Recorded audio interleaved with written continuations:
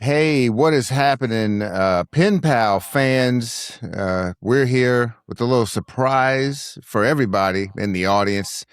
Cale Hernandez here. We have Serge. And we have special guest Phil Grimaldi from Barrels of Fun Pinball. Why are we here, Serge? Cale, Phil, Serge, we're here to talk about this newest game from Barrels of Fun, which we're super excited to talk about, Bon Jovi. Isn't that right, Phil? That's right. We got Bon Jovi. The rumors are true, and it's a blast, and I can't wait to talk about it. Yeah, and I want to confirm ahead of time that this is a blast. And I'll tell you how I know it's a blast is I got to play it yesterday for hours, several hours. I was going over to Jeff's house. He totally sandbagged me. I thought I was going to do like a podcast with him. And, nobody wants to hear me on that kind of podcast, but he wanted to do one. I said, I'll come over. I went over to his house, and then he made me sign an NDA, totally surprised me and said, I have the next game to show you. And so I played it, not at all knowing what I was getting into, and rocked on it myself for a few hours. And spoiler alert, I loved it. I thought it was fantastic. I thought the layout's great. The code is interesting. It's all there. Sound is amazing. And we'll get into all of that today. Cool. You are our first unbiased player, and so we're absolutely thrilled to hear you hear that feedback. Especially, that's what we've thought all along, and we're really excited and proud of what we've made. Awesome. And I agree. And just to explain that unbiased part here is I have no sponsorship. I take no money. In fact, Cale, the only money we get from this podcast maybe takes me out for sushi sometimes, right, Cale? Yes, I don't hook you up with anything other than food. Right. No deals of any kind will be going to me. And sometimes food is the only thing that happens from Cale to me. That's the only monetary transaction in this podcast you will be listening to. Okay. So what I thought we could do, Phil, today is go through the game as we sometimes do on this show by doing a deep dive, even on launch day, to the game background, to the layout of the game, the rules of the game. And then you might have to drop, but even if you do, Cale and I will stick around and go over sound and art and lighting and that sort of thing, because especially I spent some time with Jeff yesterday, Jeff Dodson, Dirty Pool Pinball, who did the sound on the game and has a lot to say about it, of course. Does that sound okay with you too, Phil? Sounds great. Yeah, and I don't know if you're going to get into this for those who might be joining. I'm sure a lot of people are going to be joining and checking out this recording. Should we say what Phil did? What Phil's part was on this? What game? A good point. But I was about to do that. I swear it, Kel. Oh, okay, good. I swear it. I want to give some credits to all the people who worked on this game. Game design is David Van Ness and Luke Underwood. Rules design. Phil, why don't you say your part in this? Sure. Yeah. So title is lead rules designer. I also did work on Labyrinth and Dune, and so this is my third pinball title that I've worked on, and collaborated with Jess Donardo. This is her first game that she worked on. I think she also did a little bit of work on Rick and Morty as well. And I'll pass back over to you I can talk about the rest of the team. Yeah, and I should say too, I love the Dune code. There's a reason I think it's in the top 10 of Pin Side, because other people love the code too, and other things about the game, lighting and sound and all of that and layout. But it's got some great rules, and I'm happy to see already the bones of what you put together here, and we'll get into all of that today.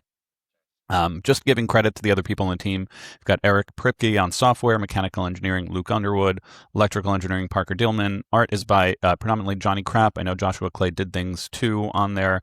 And animation is Trent Armstrong and Joshua Clay. And then audio is Jeff Dodson. Did I catch everyone that you see, Phil? Yes. That's the primary team. We had several other people helping out on various things. It's there's a broad team, but this is kind of I think the official credit list. Awesome. All right, well, let's get right into it. And the first thing we're going to cover is the layout. And to do that, I've got the pick to show, and we will go into this here. And what I usually do on the show here, Phil, is just walk through the layout first. And then if I mess anything up in the layout, let me know. And then I'd love to hear kind of after that, talk about how, what you did related to the layout, how that affected the way you coded it. I'll kind of give you a preface for that, but that's what I thought I would do. And anything else you want to add as I do, let me know. But I thought I would add And also I should tell you that so I played on this game for several hours and I loved the layout. I thought it shoots great. It's amazing to me that David Van Ness doesn't get, and I think he will here, get more credit as a designer.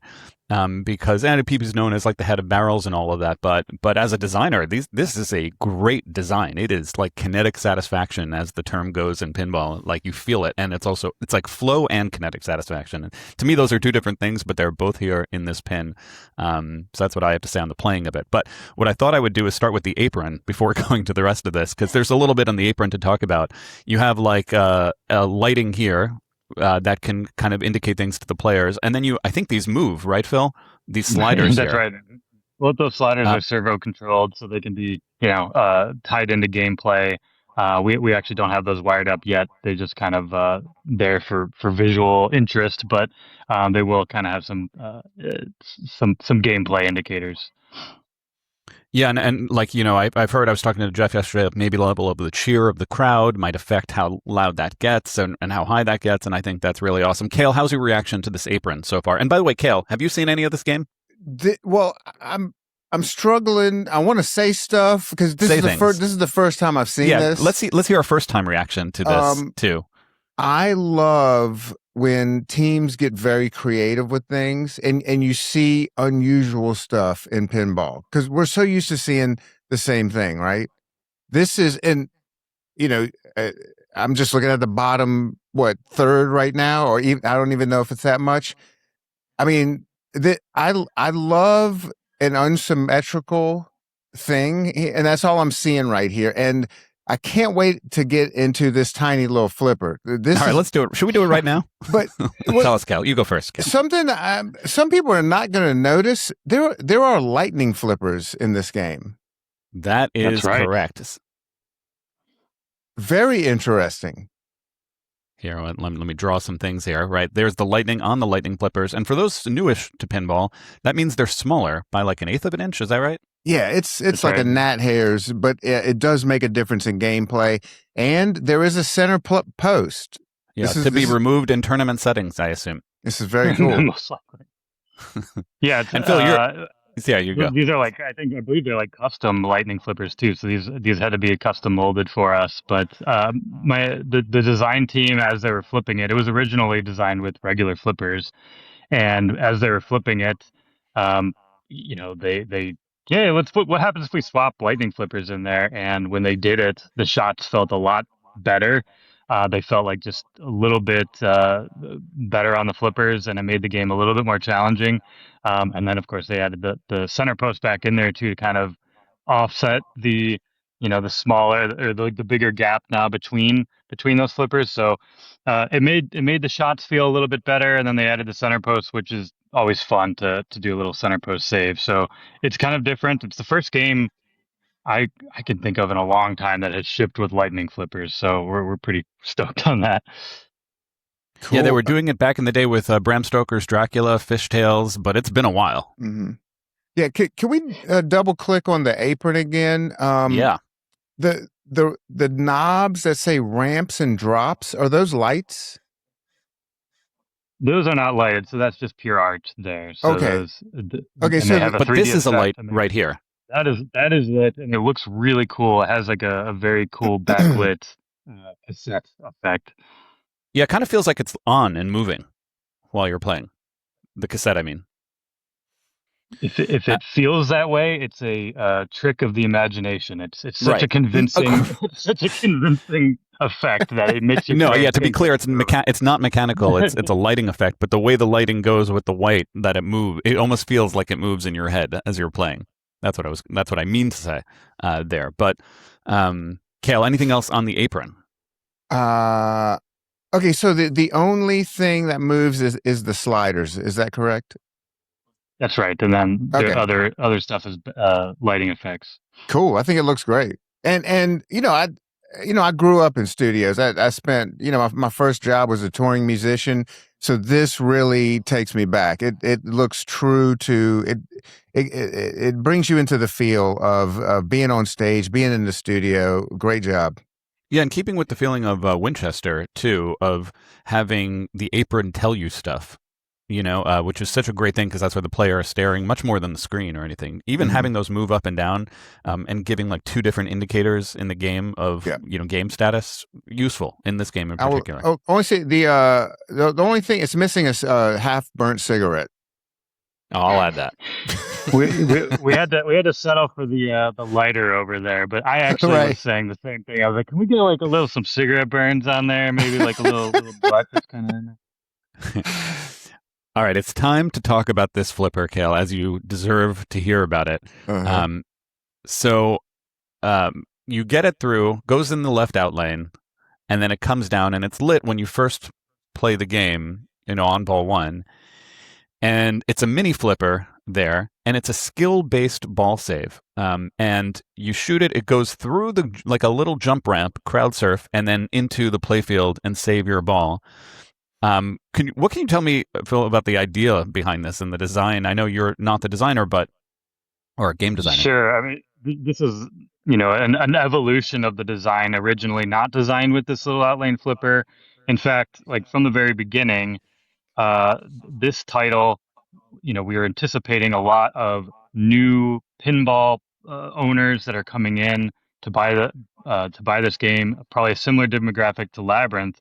And with Labyrinth, we had a lot of first-time pinball owners, and they were very confused by the third upper flipper. And you'll see that a lot. Cale, you probably see it on location when people come in. The ball will come around the upper flipper, and it's just like the flipper might as well not even be there. And so we're like, okay, well, for new players, we probably don't need these upper flippers.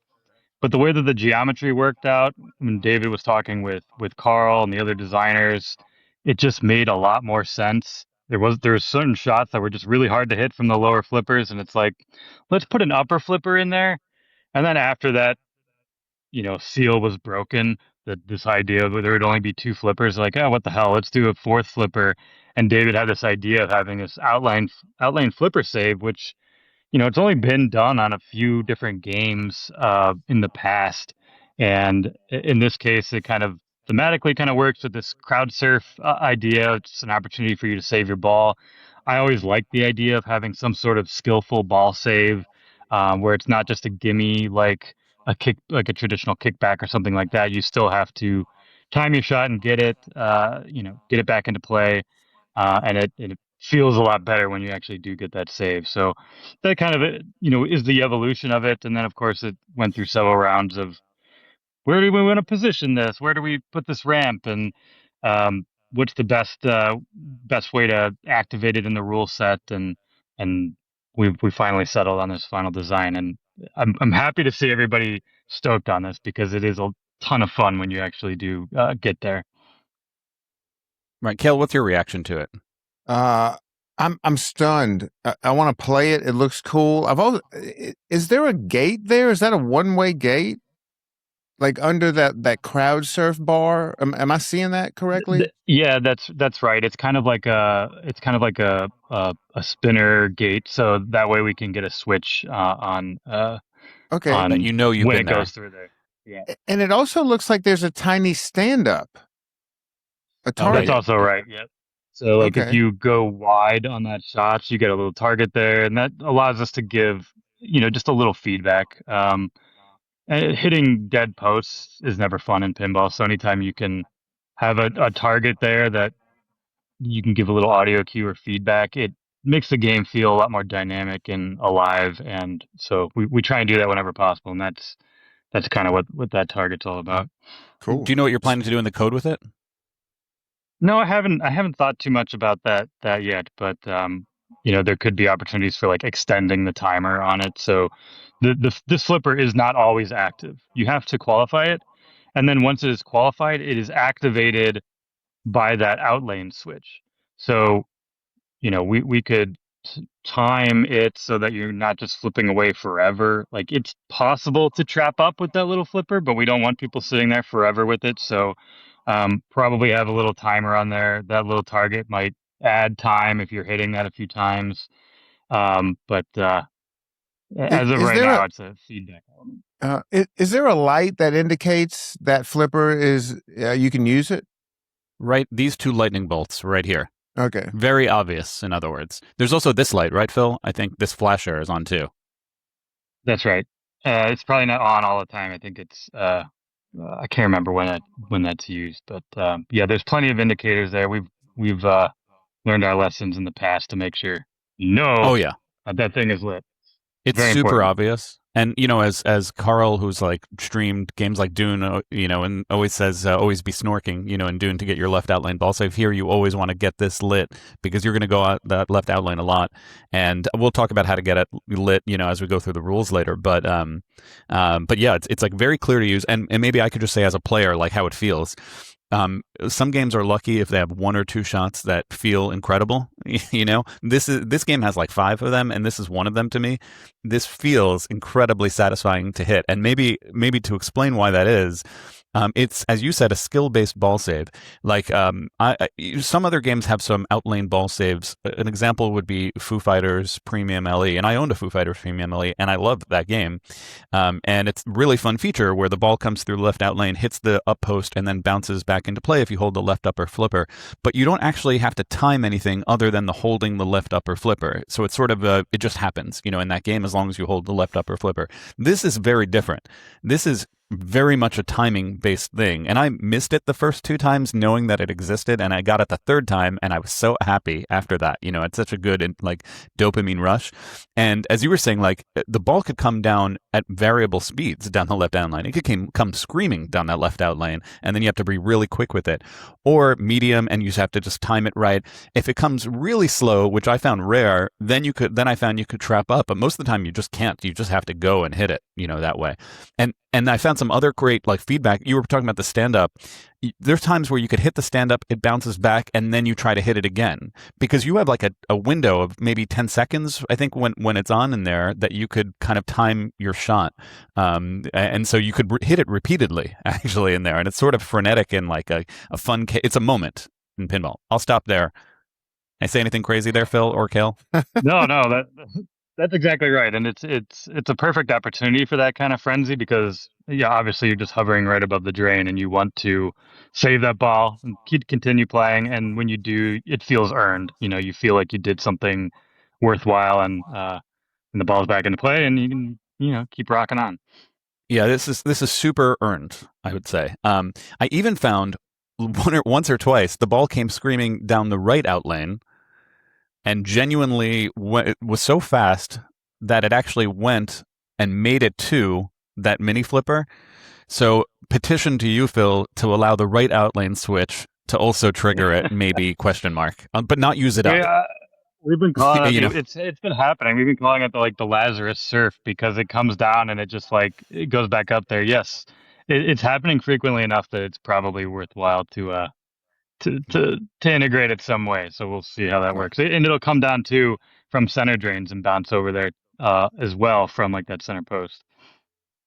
Yeah, and so like I know you'd have to decide if you want to kind of trigger it or whatever, but maybe not use it up, and so you don't have to requalify it if it came down somewhere else. But that could provide a crazy moment too. And maybe I will say how to requalify it now and just get right to it as we're going through the layout, Cale and Phil, which is this captive ball mechanism. And one of the things about like a top-down view of a layout that you don't get across is the uniqueness of this mechanism. This looks like on an overhead view like it's another captive ball, but it's actually not. It's quite unique. All right, let me try to explain this and then get your reaction, Cale, and then Phil, what you want to tell me about this. Is there is a spinner target behind the captive ball, not a target, rather a spinner behind the captive ball. You hit the ball, it rips that spinner with a great spinner sound, makes a 180 ramp, and then comes back. And basically what it feels like is a vary target for a captive ball. If I would try to explain that, like bringing a way to do a vary target in a new kind of way with depending on how hard you hit that captive ball is how many spins you get. And you get a kinetic satisfaction from that. You hear the spinner rip in a way that I haven't heard with other captive balls. So I'll pause there. Cale, what's your reaction to that kind of craziness? I'm blown away. Like who came up with this? Yeah, and while you talk about it, I'm going to try to find like a closer in, zoomed in picture of it because it's so fun, that way. Sorry, you were saying, Phil, I'd love you to kind of see what you want to say about it. this is kind of like an evolution of what we discovered with Labyrinth. We had a fork that came up and captured a captive ball, and you could hit the ball into it. And we were kind of just screwing around, and we put a spinner behind it, and we found that when you hit the captive ball into the spinner, it like There it is. has a multiplying effect of that kinetic satisfaction, right? It's like, oh my gosh, captive ball is already pretty fun to hit. Oh, it goes through a spinner, it's even funner. And so in this case, they did this captive ball with the loop-de-loop, and that was really fun. And then David's like, "Well, of course we got to add a spinner in the middle there, and let's triple this. So can we triple the kinetic satisfaction?" And You've got to be we kidding. Now that I he's see, good. Now that you see it, right, Cale? Now that you see it. this should have been in Sonic. This was a missed opportunity. You're not allowed to comment on that, Phil, but I could tell you then, from back to me as a player, an unbiased player, like this is just about one of the most satisfying captive balls I've ever played and hit. It just feels incredible because it hits that spinner. You feel the spinner sound. There are two spinners on this game. We'll get to the other one later, but it does a few things in this game. It does the bonus X. It does the outlane save, and we'll get to that. I guess we'll get to the rest of it, and obviously you'll get to it, Phil, later. But anything else you want that I'd miss here that you wanted to add, Phil? No, other than I mean, it is incredibly satisfying to hit. We integrated into the rules in a lot of different areas to kind of amp that up. So we want to make sure that there's going to be some big juicy shots on that thing where we can increase the points that you're getting from the number of spins that you get. To like, not only are you getting that kinetic feeling from it, but you're also getting rewarded for it in the game and rewarded appropriately. So all of those spins, that is, however good you hit it, you're gonna get paid out for that. Yeah, and that's the thing that's missing in other captive balls. Maybe why this feels so good is that how hard you hit it matters. In a lot of other games, you have to hit it. It hits a stand up, and you're done. So like, it doesn't really matter if you hit it. I mean, it's like an on-off, yes or no, did it qualify? But here, it feels on a spectrum, and that just adds another layer, to the player from a feeling perspective. So really credit there to figuring out a new way to do something. This is like there's several like new things in this game, and that's just to me another one. I haven't seen that before, at least. We also Okay. have this Yeah. this Bon. Well, I mean, since you're on this view, it's kind of nice. So in the background, we've got this big Bon Jovi sign back there, and it's got like I can't remember how many LEDs in it, maybe like 60 something LEDs. But and it's wired to this thing, so as you're ripping that spinner, it's filling up the Bon Jovi. So not only do you get the audio feedback, the kinetic feedback from hitting it, you've got this really salient visual indicator of how good you hit it because you see that Bon Jovi sign just going filling up, and so it kind of adds to that feeling. It definitely gives you a moment when you rip it. I felt that too. Like this thing builds with switch hits, but the most easiest way to get a lot of switch hits is that spinner because it's right in front of. There's also this spinner, but it's sort of harder to access in a good way. But this spinner is like more easily rippable. So the better you hit it, you see the visible feedback of how, like you're saying, Phil, of just how well you hit it and filling up with little dots on a Bon Jovi sign, which adds to your bonus among other things. Cale, did you get that? You're feeling it now, right? Yeah, man. Right. I'm excited to play this thing. Right. In terms of timing, by the way, the reason we're not doing this live is we just put this together right away. This is like launch day if you're watching this right now. And we're about like 2 hours from launch day and trying to get this in before then. But that's why we're not live. And Cale has not seen any of this, before this point. Yeah, that's why I'm Right? like this. That's why you're slack jawed. I'm like, what's going on? Right. Phil or Serge, that band right there with the switch behind it, that is there a kicker there? Is that a slingshot or is it just purely registering hits? Do you mean this? That's just there's just a passive leaf switch on there that's gonna just so there's some feedback when the ball's bouncing around. You might see what looks like a little kicker behind there is actually the stand for the opto beam that detects when you make a full loop around the loop-de-loop. Oh, wow. So you're in this mech, you're not just registering the spins, it's also registering the ball going around the loop. If you make a successful full loop on your Right. captive ball hit. Interesting. Right? Shall we continue with layout? All right, we're going to continue. We're just about done. I just want to say the inlanes spell love, and that starts mini modes at the heart, and we'll talk about the heart and all that. And obviously, we'll go into more of those rules. Then you have a scoop right here, which can fire out, at least on the gameplay video, pretty darn fast in a fun way. And here is like a staging area where you get to make decisions as you're progressing in the song. Do you want to keep playing the song for more points, or do you want to lock in, the song, the score you have there, and maybe get a perk on the song? And we'll get into that. But you need a clean staging area in a game, and that's a good one right there. Kind of similar to, not in a similar place in Dune, but it can feel similar in how it kind of jumps out at you, from that. Sure. All right, let's go on to the rest of the shots. And almost every shot in this game has different phase state changes where it's like sometimes you hit it, it does this. Sometimes you do hit it and it does that. And that's what we'll be getting into here with this first shot of the left orbit. So kind of one default, it does, I've seen 3 to 4 things. So this orbit can go all the way around, like a good, clean orbit shot, fast, flowy, all of that. It can also hit and be trapped on a magnet here, Cale. And then which feeds this physical ball lock mechanism that I'll zoom in on. Steel horse, right? That way. Right. So there's a magnet behind that. It also has. I'm going to zoom in on it right. You know what? It's funny. You can't see it from this angle, but behind the spotlight, I think, is a drop target. That's right. And so you can in certain modes. Like I played the Have a Nice Day mode, and which is that smiley faced indicator. So you could like hit this ramp, which raises the drop target, and then you have to hit the drop target on a hurry up, and which is a lot of fun. And so there's a drop target, and then I'm almost done, and then I'll let you react, Cale, to this, and then Phil, we'll get into this pattern here. I'm gonna have Cale react, and then Phil, you comment on it afterwards. So that's 3 things. But then a 4th thing is the ball can go behind the drop target, a la other like Labyrinth. Didn't do it with a drop target. It did it with like a post and a spinner behind it. But a ball can go behind there, and then the drop target can come up, which provides a similar kind of Labyrinth moment where you can hit the ball into that drop target and maybe move that ball behind it. I'll pause there. Cale, your reaction. Missed one. You missed one, though. Oh, I missed one? Give me another one. It can feed the upper flipper.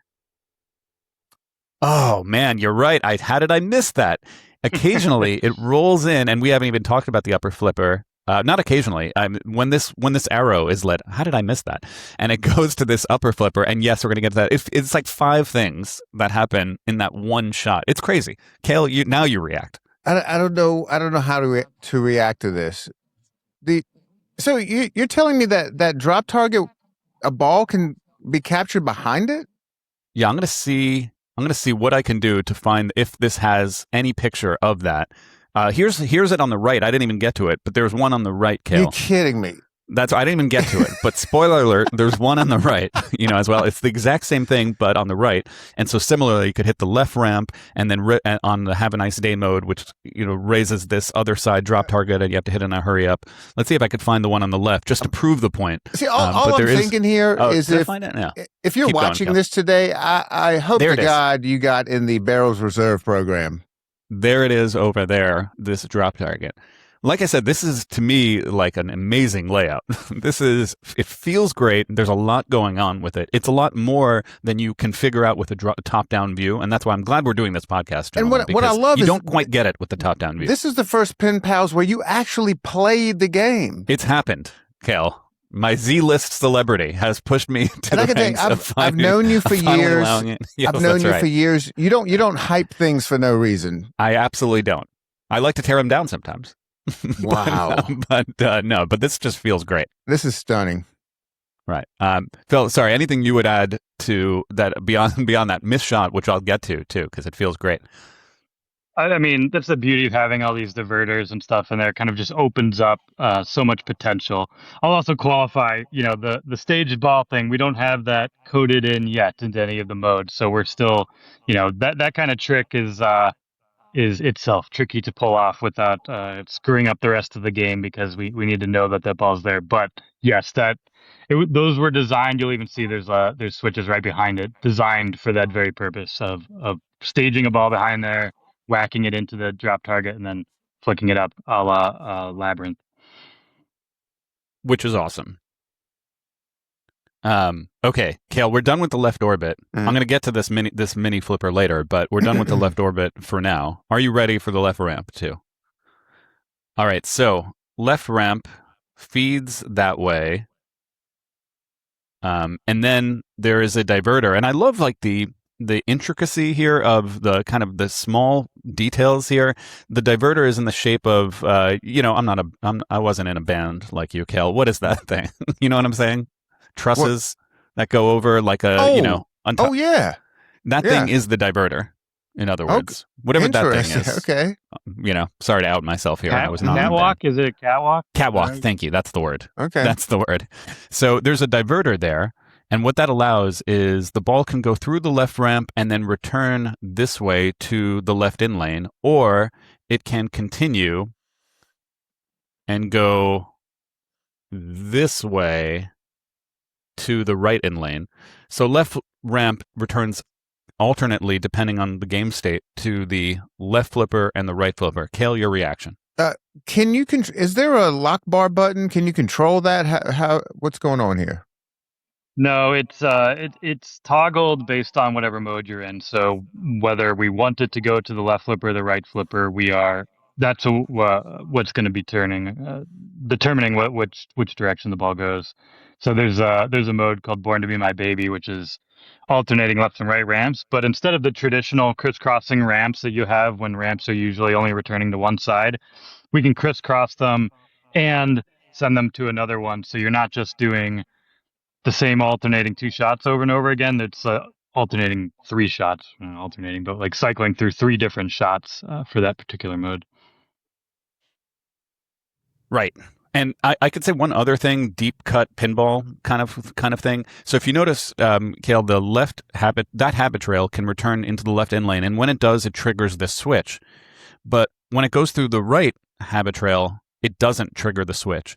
And in this game, the love in lanes, spelling love on the in lanes is very important and very powerful as a scoring opportunity.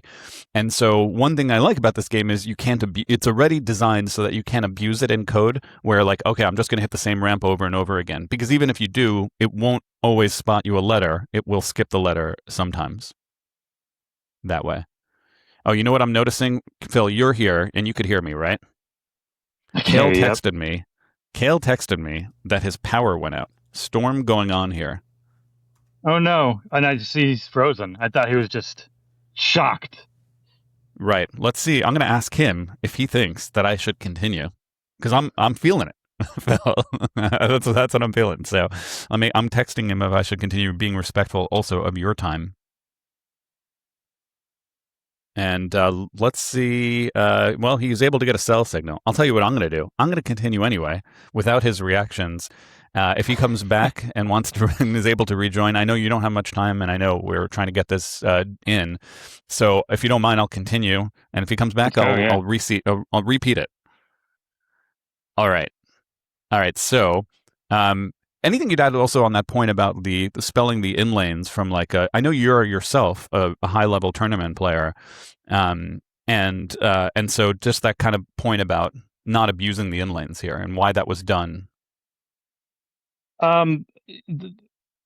This was a happy accident with that, but we do try and be mindful of really cheesy strategies that kind of ruin a game. Like it is fun sometimes to beat up on a game because you find some exploit, but in general, we try and make the games fairly well balanced and make the player use all parts of the machine. I think every game designer would agree that it's kind of upsetting or depressing when you see your game kind of reduced down to a few strategies. So, but the love thing in general, I'll say, like, we are leaning into the Bon Jovi theme here. It's like their songs are pretty much all love songs, right? They're all heartbreak, being in love. So leaning into the Bon Jovi aspect there, and building gameplay and rule elements around that. And you said it's like an important part of the scoring.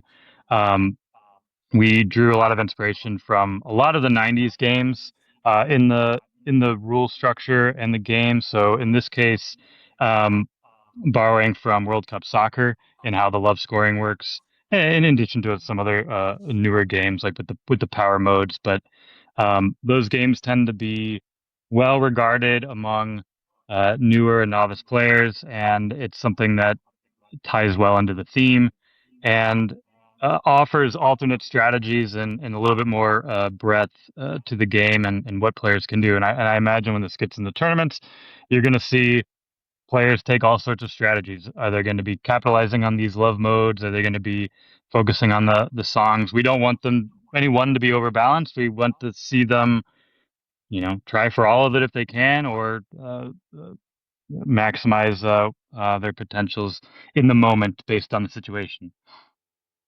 Yeah, and one of the things I was doing to test it out was playing just entire games of alley passing to spell the letters, which is doable and it's fun. Yeah, you know what I mean? I mean, it's a way to live, but it's also a way to die.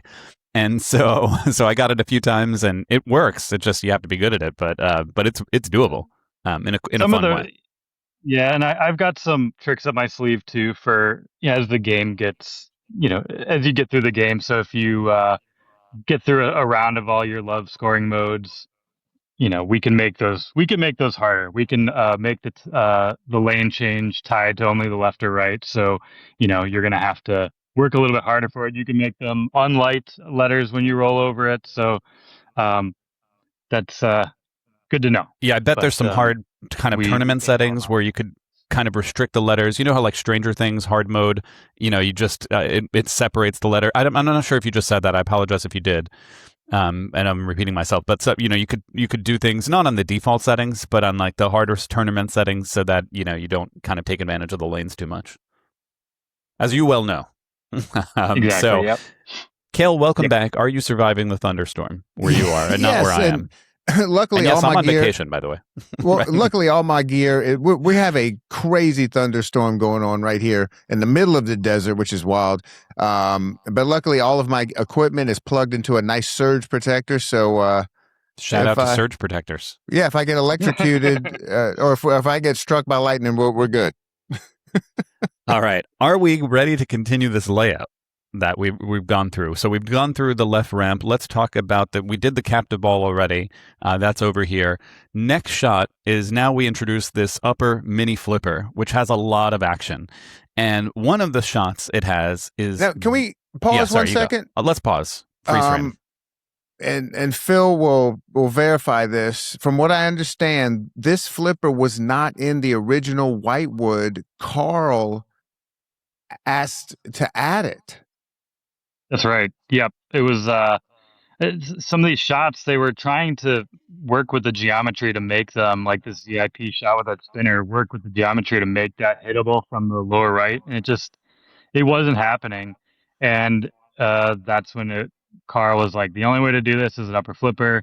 And Carl loves upper flippers, so it's no surprise that he pushed for that. But it definitely was much needed. And there's definitely going to be newbie players.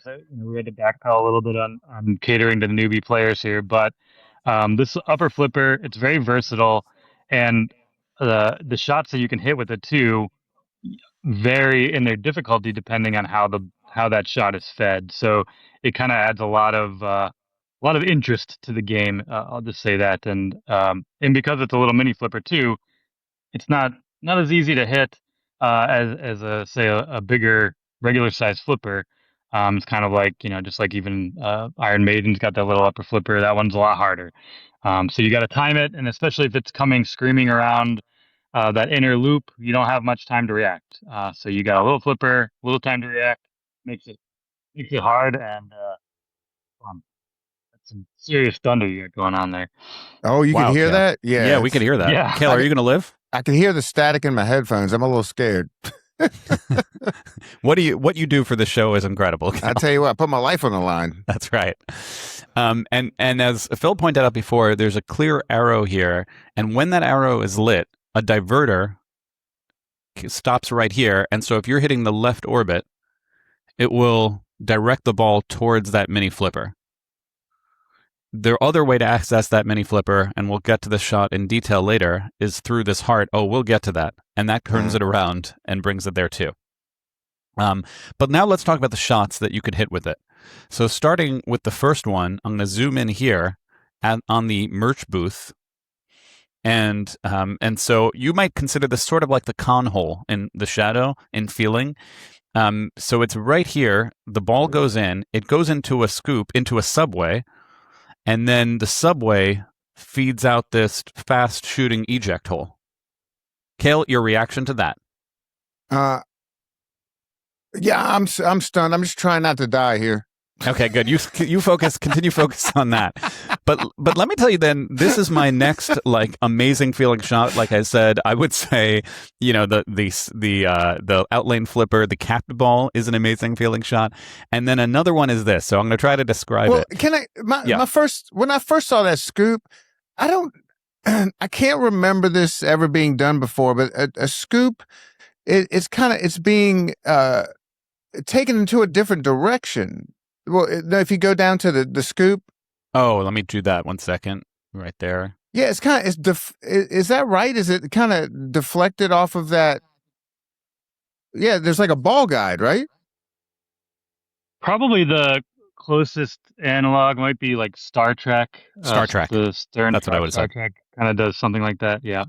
Very It cool. feels a lot like It feels like Stern Star Trek kind of Scoop Eject, which is a good feeling, and obviously that's a great flowing game. All right, but I want to tell you about why this shot feels so darn good. So when the diverter happens, and I'll draw it and then zoom in. So when the diverter is lit, and it's very clearly lit with that arrow, all you have to do is hold up this upper flipper, and like 99% of the time, the ball will naturally go in there on its own. It's a very fast flowing kind of, if you feel like you're amazing at pinball, and all you're really doing is holding up that upper flipper.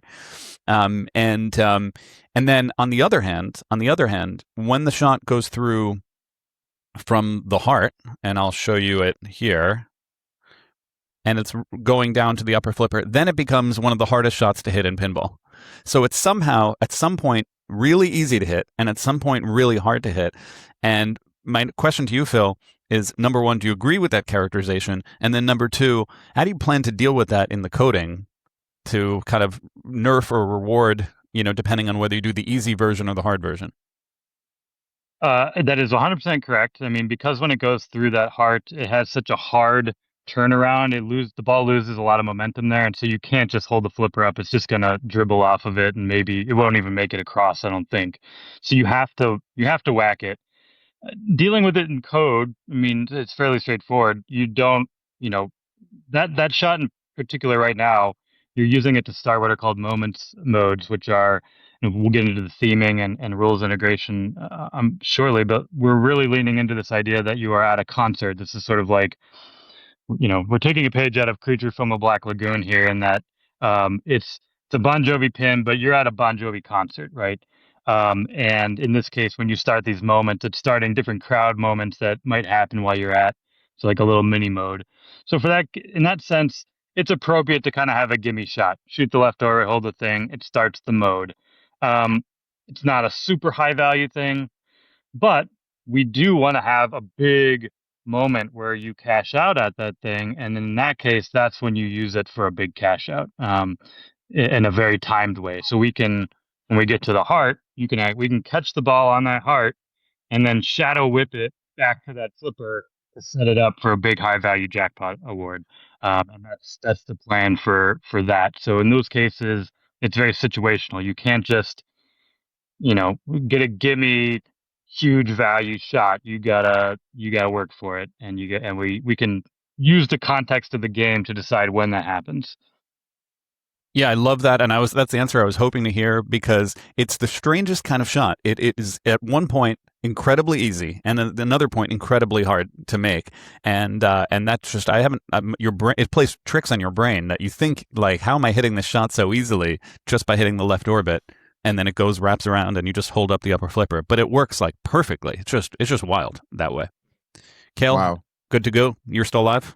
Yeah, and that comment about Creature from the Black Lagoon, that's really cool because from a marketing standpoint, this is not a music pin. This is a concert pin.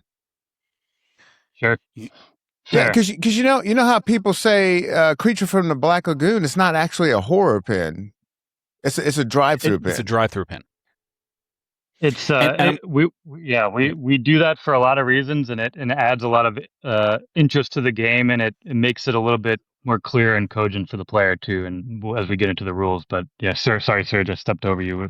No, I shouldn't be talking so much. But I'm glad you said about the concert, Cale. We're going to get later when Phil has to drop off. We'll talk about the sound, and that is absolutely nailing the vibe of this. This is not a music pin; it's a concert pin, and I'll try to explain that and how, to the best of my abilities, of how Jeff has done that and why that nuance actually means something. But it's very true what you just said. Mm-hmm. Okay, next shot is this one right here. So there is a spinner here, which feels great to hit it. It rips even from that mini flipper to stand-ups that then trap it on a magnet. So it's like it just has a lot going on there. I didn't even notice that there's another spinner. There is another spinner. I'll try to give a different angle on it, which I think I'm capable of doing. I don't know. Am I capable of it? We'll find out. I think that one shot we were at worked. There we go. Oh, there we All go. right. Yeah. Yeah. So you rip the Wow. spinner into some stand-ups into a magnet right there. And that also that is a great feeling shot. It feels incredible to hit that shot. Especially you get that feedback from the magnet, sucking the ball right to that point. And then after that happens, the magnet will drop the ball down. Hold on. We'll drop the ball down there and into that left orbit, or perhaps behind the drop target, as we talked about earlier. Cale, what do you say to that, Cale? This game, before you even got to this part, I thought it was cool. Right. I mean, this game is really, really packed. It's packed. The crazy thing is, except for the outer lane flipper, from an overhead view, you don't quite get it. Right. I think, but it's packed. There, Phil. Anything else you want to say about this shot that I missed? This spinner shot in particular too, the timing of it is very important. It's very easy to go early on it and you miss the spinner entirely and you just kind of hit nothing. You hit post. So the timing of it, you got to go a little bit later on the flipper than you might think. And then when you do hit it though, you're rewarded with the feedback because you get a big spinner rip. It catches it on that magnet and you know you did it. Having it catch on the magnet too is surprisingly satisfying. So seeing it hit, it kind of just gives you this boom, the ball stops, the spinner can rip a little bit, does its thing, and then it drops it down. It's a good feeling. So Phil, I'm imagining you can engage on the software side, you can engage the magnet with the spinner or the targets. The targets are the thing that you could, but we use the targets because those targets are important for spelling VIP. So the VIP is what lights your mystery award. So every time you hit those, it gives you a letter in VIP. And then once it hits those targets, then we grab it with the magnet. So you get that hit. If we did it with the spinner, it would catch it before it ever hit the target. So that's why we do it that way. But you're right. In theory, you could use that as the trigger for the magnet. Mm. Right. And we move on to our next shot here, which is this one. And you make this ramp and it goes back down the left orbit. You can make the ramp with the lower right flipper. Obviously that one, I have once or twice been able to hit it just on a crazy bounce, up from even the mini flipper. It's not sort of perfectly designed for that, I won't say, but you can have weird things that happen with that mini flipper, and it's happened before. And that's another great shot, and I think this is like a David Van Ness sort of calling card. In Labyrinth, there's sort of a similar ramp that you hit with the lower right flipper, and then in Dune, there's Behind the Worm. It also has a shot you can hit from the lower right flipper, and then it has it in this one. And I will say that in Labyrinth, spoiler alert, sorry, not spoiler alert, but I don't think it felt really great in that game, whereas in Dune, it felt like good, and in this, it feels great. He really dialed in this particular ramp. I'll pause there. Phil, is that unfair, anything I said? third time's a charm. Yeah, no, that's right. It is it's a very interesting and satisfying shot to hit for sure. That there's not much more to say about it. It's a good shot. The ramp itself, it was originally designed as a just a lane that would come around, but it was rejecting a lot. And I think Luke Underwood actually probably gets credit for making it into the ramp, because by making it into the ramp, it made it a lot smoother, less rejecty, and more, just more satisfying in general. Yeah, and I hope that you also like it. It's not an easy shot to hit, but it's very satisfying. Like you said, it's another one of the satisfying shots in this game.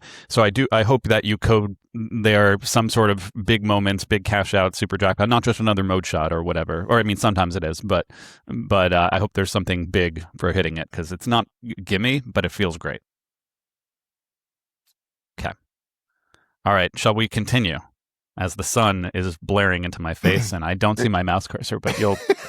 That's okay. I've noticed that. You noticed that? I noticed that too. You need some blue blockers. I know I wasn't prepared for this level of sun, but that's okay. We're gonna power through, and you don't care what I look like. Nope. All right. So here there's a stand up, and behind it is this 3-ball lock, physical ball lock, and then behind that, you know what? I screwed it up. Phil. How dare you let me not say this? There's also a physical ball lock here. You can have up to, how many balls can you have there? 3? Oh yeah, shoot, yeah, that's right. There's You're kidding 3 me. I feel terrible. Being hit. Yep. And that's going to be reserved for the wizard modes, the encore wizard modes. But yes, you can stack up the 3 balls in there. Yeah, and there's a lot of places where you could lock balls, and I think what it sounds like you're doing, tell me if this is unfair, is like in one of the great moments of Simpsons Pinball Party is trying to relock all the balls in different places. And this Dune, I think, comes with, I'm not Dune, sorry, Bon Jovi comes with 6 balls. And do I feel it right that that's where you're heading towards, where you have to kind of lock all the balls again? You are onto something. No spoilers, though. Yep. All right, no spoilers. No spoilers. Right. That is that. You know what's interesting while you're revealing all of these ball paths and these different cool things that can happen. It reminds me of the first time I played King Kong, where I didn't care about the theme, I didn't care about the rules. I just wanted to see the ball do cool things, and I'm seeing that here. That's look, look at. I'll keep bringing up. Well, I got my Raven shirt on for Jeff, but don't be distracted, Phil. Keep going. No, I mean, that's exactly right, Cale. And I'll keep bringing up Creature from the Black Lagoon because it's probably my favorite pin of all time. But that's another one where it's like when I first played it, I just wanted to see what the ball did. I wanted to figure out how to get this ball onto this little whirlpool thing. And that's kind of like, we came back to Creature a lot when designing this, and it has that vibe of I want to see what the ball can do here, and that's the hook, and it can do all sorts of cool things, and so there is a reward for it. You gotta earn it though. So cool. Yeah, and this is accessed via the magnet, so you could hit the magnet from the left orbit, or you could hit it from the right orbit. And the magnet traps it, brings it to here, and then the balls. I like how the balls come down. Actually, they drop down, like it's almost like a little conveyor belt there, and they drop down for your multi-ball, and we can get into that as well. And Cale, any questions on that one? Nope. All right, and then we excitedly get to, after having said everything I just said, what is the most impressive mech of the game that you also just don't get from a top-down view, but it is incredible. And so it is this heart and plus ramp. So I'm going to circle them both because they both move. So I'm going to try to explain this and maybe show some different pictures to do it. When you first step up to the game, the heart is on level 1 and the ramp is flat. So you can shoot through this flat trajectory into the heart, and it can exit out like that. All right, makes sense so far, right? Mm-hmm. Step level 2, the heart can go to a little higher, and this elevates as a ramp, and the ball can go through the heart and through the habit rail right there to return to the right flipper. Make sense so far? Yep. But it goes to a level 3, and the way it does that is there's also a magnet in this heart, Cale. The ball traps it. The heart goes even higher. And then, like Phil said earlier, if you know Shadow, where it traps the ball and then it whips it into this guide wire, this habit rail, and also brings it to another place on the right flipper.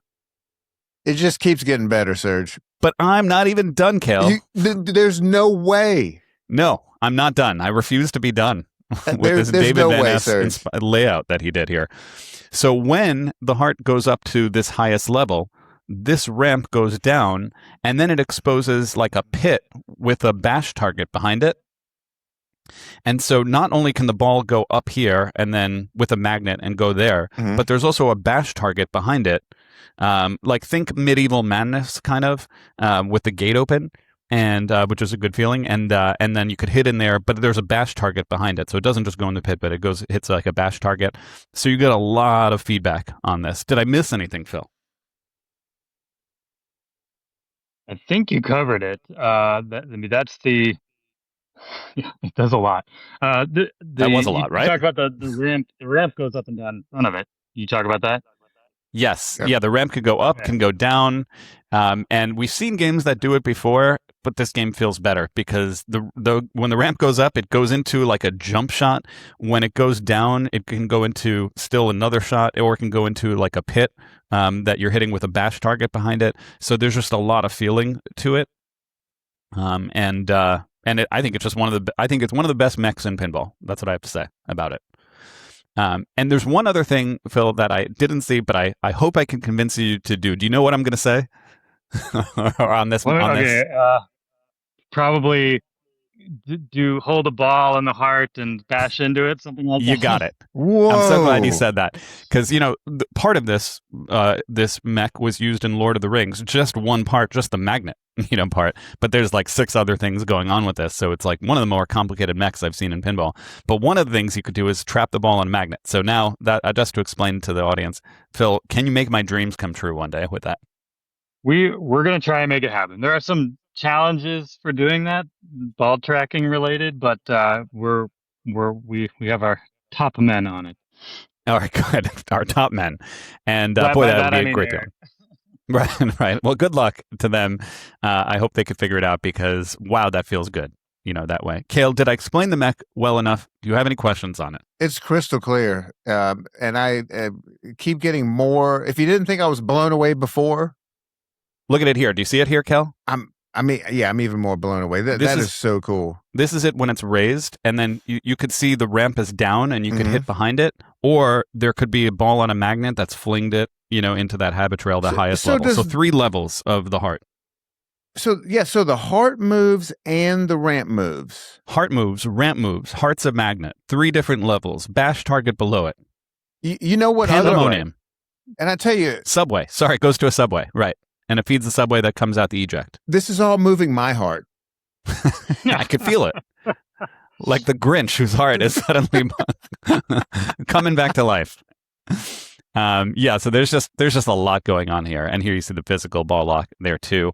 All right, and now we're going to relax to talk about the rest of it, I think. There can't be more, Serge. There's a little bit more. There's the stand-up, and it's actually a really hard to hit stand-up, but you do have to hit it sometimes in different modes or to relight your multi-ball, as it's saying there. So I like that it's hard to hit. And also I should have said that this mini flipper, I've even gotten it once or twice to go up there. It's another shot that's not designed to be done with the mini flipper, but it happens sometimes where it just jumped up that ramp, from a crazy hit. So there's some weird things that happen with that mini flipper. It's kind of bigger than it seems that way. And then here, this is that diverter that we mentioned that could bring the ball back to the mini flipper that way. And then we get to the right ramp. That shot is technically hittable from the lower This left one. flipper too, but it's super Rare. It's very narrow. And I never asked the player to do that. So, but it is technically hittable. Yep. And then right ramp is perhaps the only simple thing here. The only shot really that does one thing. And so that's the right ramp. But it feels good. It's like easily hittable. And it's a very flow heavy game. There's a lot of combos going on, and you feel it when you're like ramping out that way. And then the right orbit goes around all the way, or it can stop over here with a magnet, or there's a drop target right there. And so that provides another kind of phase state change of that shot. Anything, Cale, your reaction to that? Still blown away. Right. Anything you'd add here, Phil? Nope. Okay, cool. And I won't put you on the spot because I might be impossible to do, but boy, wouldn't it be cool if you could do a thing where the ball, like there's a ball trapped over here, and you hit that drop target, and then maybe the ball comes around the other side, and maybe it goes to the other drop target. I don't know. I don't know. I'm going to call Scott Denisi right as soon as we get off this call and get his mind on this. We'll see if we can work it out. Top men. Top men. We got them all on speed dial. Exactly. All right. So I've covered it all, but the final thing to say is this shooter lane. So the shooter lane has these 3 records on it: gold record, platinum record, and diamond record. And as we get into the code next, that's how you progress through songs, and it lights up depending on how far you've got in on the song. The plunge, you could plunge directly to the magnet for a skill shot, or you could full plunge and to the left flipper, and that's your flow state kind of thing. So that's the layout. Feels good all the way. Cale, I'm done with the layout. Anything else you would have any questions about? Is there a button on the lock bar? Oh, no. Okay, I just saw it. No, there's actually not. This is one of the first games built without. Can you ask? Let's talk about that. Why no action button on the lock bar? It wasn't needed. In fact, it was one of those things. We only put the lock down. Dune was the first game we put the button on it, and it was mostly because David had this wild hair that he really wanted to be setting thumpers with a lockdown bar. He's like, it just feels right to me for this game. We're like, all right, cool. And then also we came up with the idea for the pain box, and so that kind of sealed the idea to put it on Dune. And Carl really wanted a lockdown bar button on Winchester because he has a lot of really cool ideas for using it there. In general, I'm not a fan of lockdown bar buttons, and I think they're very confusing to novice players, and they don't know that it's there. Few people remember what they're supposed to do. It's very rarely that it's communicated very well because it's very hard to communicate. So in this case, no lockdown bar button. There wasn't a need for it, and it's no need, no button. Awesome. And then as we get to the rules, and I know you don't have that much more time, so I'd like to ask some kind of broad questions on the rules here. I'm happy to go over like that 10, 15 minutes, so we're good. Okay. If you're good, then I'm good. You tell me when you have to go. So just first broad questions on the rules. With so many unique ball paths in this game and phase state changes, I have to imagine that the coordination system of coding in this game is the hardest thing, of just figuring out what's going on in the game at any point. Am I right? And how do you approach that? Super complicated. It's one of the more. It's when you start getting into rules design for pinball, it's all of these little edge cases and scenarios that you have to work through and consider. That as soon as you sit down and start putting pen to paper, you're like, oh gosh, this is way more complicated than I thought it was going to be. In this for this game, though, now that I've got a few under my belt, in general, I consider each of these different paths a different shot. So rather than like left ramp is a shot, and I have to consider the different states, I go, okay, there's left ramp to right flipper and left ramp to right flipper, and I keep track of it that way. And so it's what are you doing now? Well, I want left ramp to right flipper, then I want to alternate between them, and I treat them as just like separate entities. Same thing with the heart. I keep track of 3 different primary states for the heart, one being ramp down, heart down, ramp up, hard up, and then hard up, ramp down. So there's kind of 3 primary states there. And so I can, when I'm writing the rules, I just specify which state I want the heart in and track it like that. that works pretty well. There's always things that I'm not considering, and we have to specify like when the diverter is supposed to send it to the upper flipper versus around the orbit. But we try and make simple rules for when that happens so that it's not hard to debug and it's easier to understand when it should happen. It's like, okay, if it exits the heart, it's coming to the upper flipper. Or if the spinner is lit, it's coming to the upper flipper. If moments are lit, it's coming to the upper flipper. Everything else is going around to the outside. So you try and just manage it that way. If you have a nice if then statement that covers all your bases, things tend to work out. And then you just kind of deal with the edge cases as they pop up. Got it. Got it. And then one of the unique things about this game is how much flow it has. I know that's a term used a lot in pinball, and sometimes it's overused, but like I consider like the peak of flow to be like Richie's Star Trek of just where the games are flow, Okay. the shots are just flowing like crazy. And this game is like nearing that level of flow and how the ball just is constantly moving between shots that way. And you feel great about making those shots. So first of all, do you agree with that? And second of all, then how do you consider that as a rules designer and taking advantage of that? So I agree. Super flowy. It's always hard to stack these things up. It's subjective. It's like, I don't know. Maybe somebody will come up with like a flow factor for pins and come up with a ranking. Which games have the best flow? I could think It of goes maybe a from few Stern ways. Pirates of the Caribbean to Stern Star Yeah. Trek. That's my You could spectrum. you could probably quantify it in various ways, but And neither game is regardless, bad, by the way. That's not an insult to no, say a game doesn't have flow at all. It's just a different style of design. I like them. Yeah, I like both approaches. I like a stop and go game. I like a flow game. I like games that have kind of a little bit in between.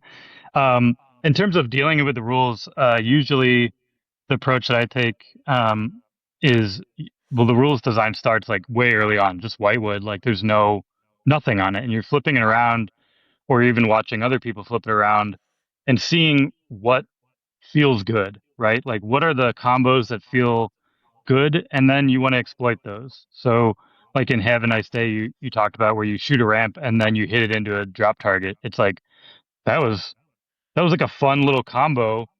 Let's make that into a mode. That's an objective for that mode. It's fun to alternate the ramps. Let's make that into a mode. It's fun to get into a combo streak. Yeah, we've got Runaway. You can get up to a 10-way combo in Runaway. Like there's um Right, like 10-way you kind combo. of A lot of games don't have a 10-way combo. That's what I mean. oh, we're not even fudging it with the 10-way combo. Like it's like a No, true it's doable. 10-way combo. Yeah. Right. And so it's find what the game affords in terms of shots, find what's satisfying, and then exploit those for developing rules around it. That's kind of the main approach.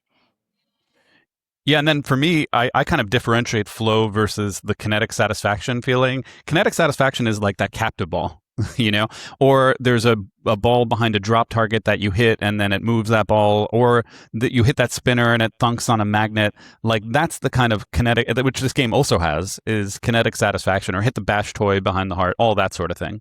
And it's weird to have both in a game, and that's why I think I like this layout so much, is just you actually feel both. And they are not the same thing. I think people just use these terms a lot, but at least that's how I use them, and this game has both that way. But anyway, next rules-based question for you is it's a music pin, and I wanted to ask your approach to a music pin. It's Barrel's first music pin, and maybe to give a preface to that question, I think about how past designers have approached music pins in rules design. It's a concert pin, Serge. Yeah, and that's what I was teeing it up, but you're right. I think it's a concert pin.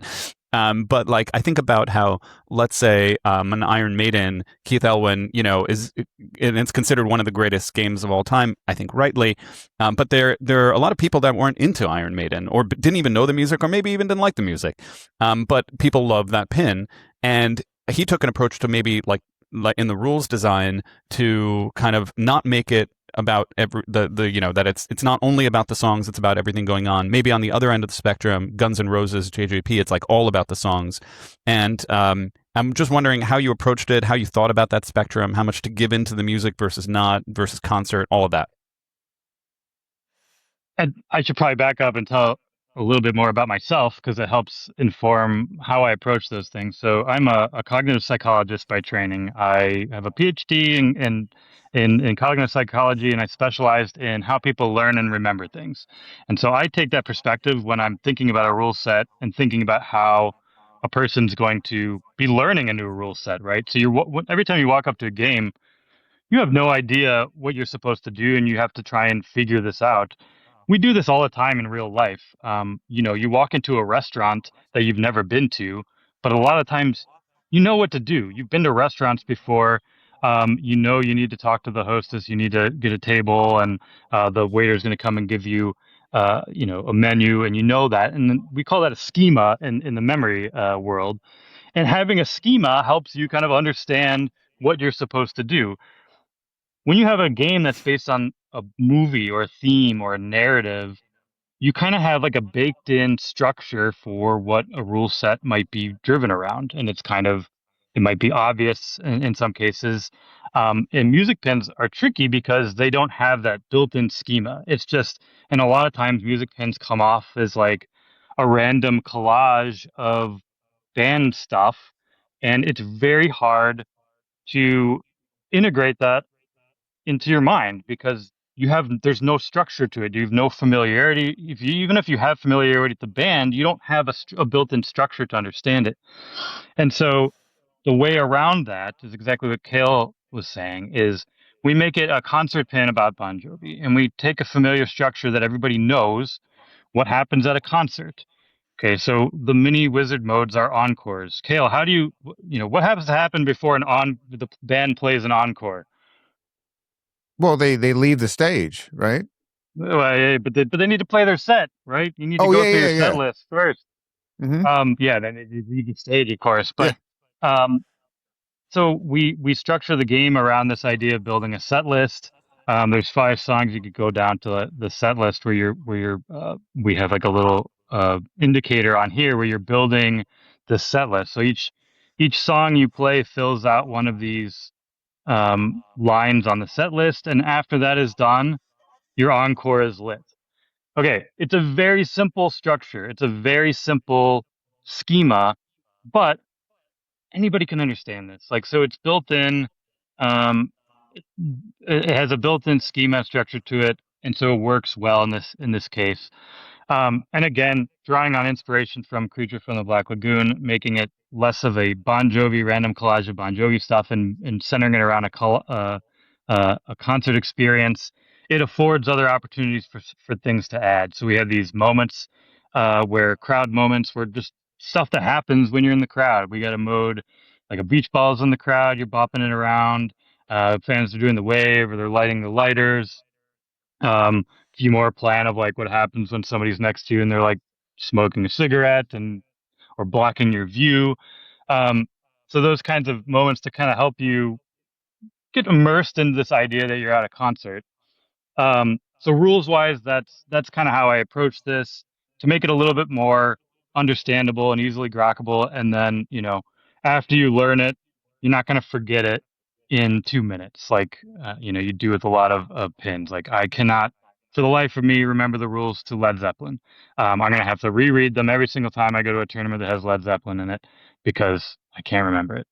Same is true of a lot of other music pins. I think Foo Fighters was a perfect example of how you take a music pin and you add a narrative structure to it, and it makes it much easier for people to understand what is actually going on.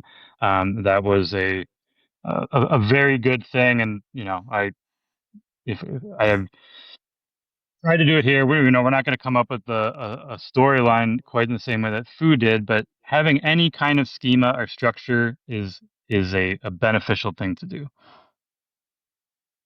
Man, that is very cool. Was there ever any talk about incorporating what happens before the concert? Like you have to beg your parents to borrow the car, then you have to pick up your girlfriend, then you have to go to the plug's house and score a bag. I mean, did it get into any of that?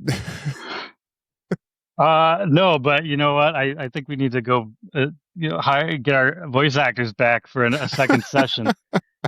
Well, I will. I mean, you're going to get into the audio design a little bit later in here, but we'll tease on that a little bit.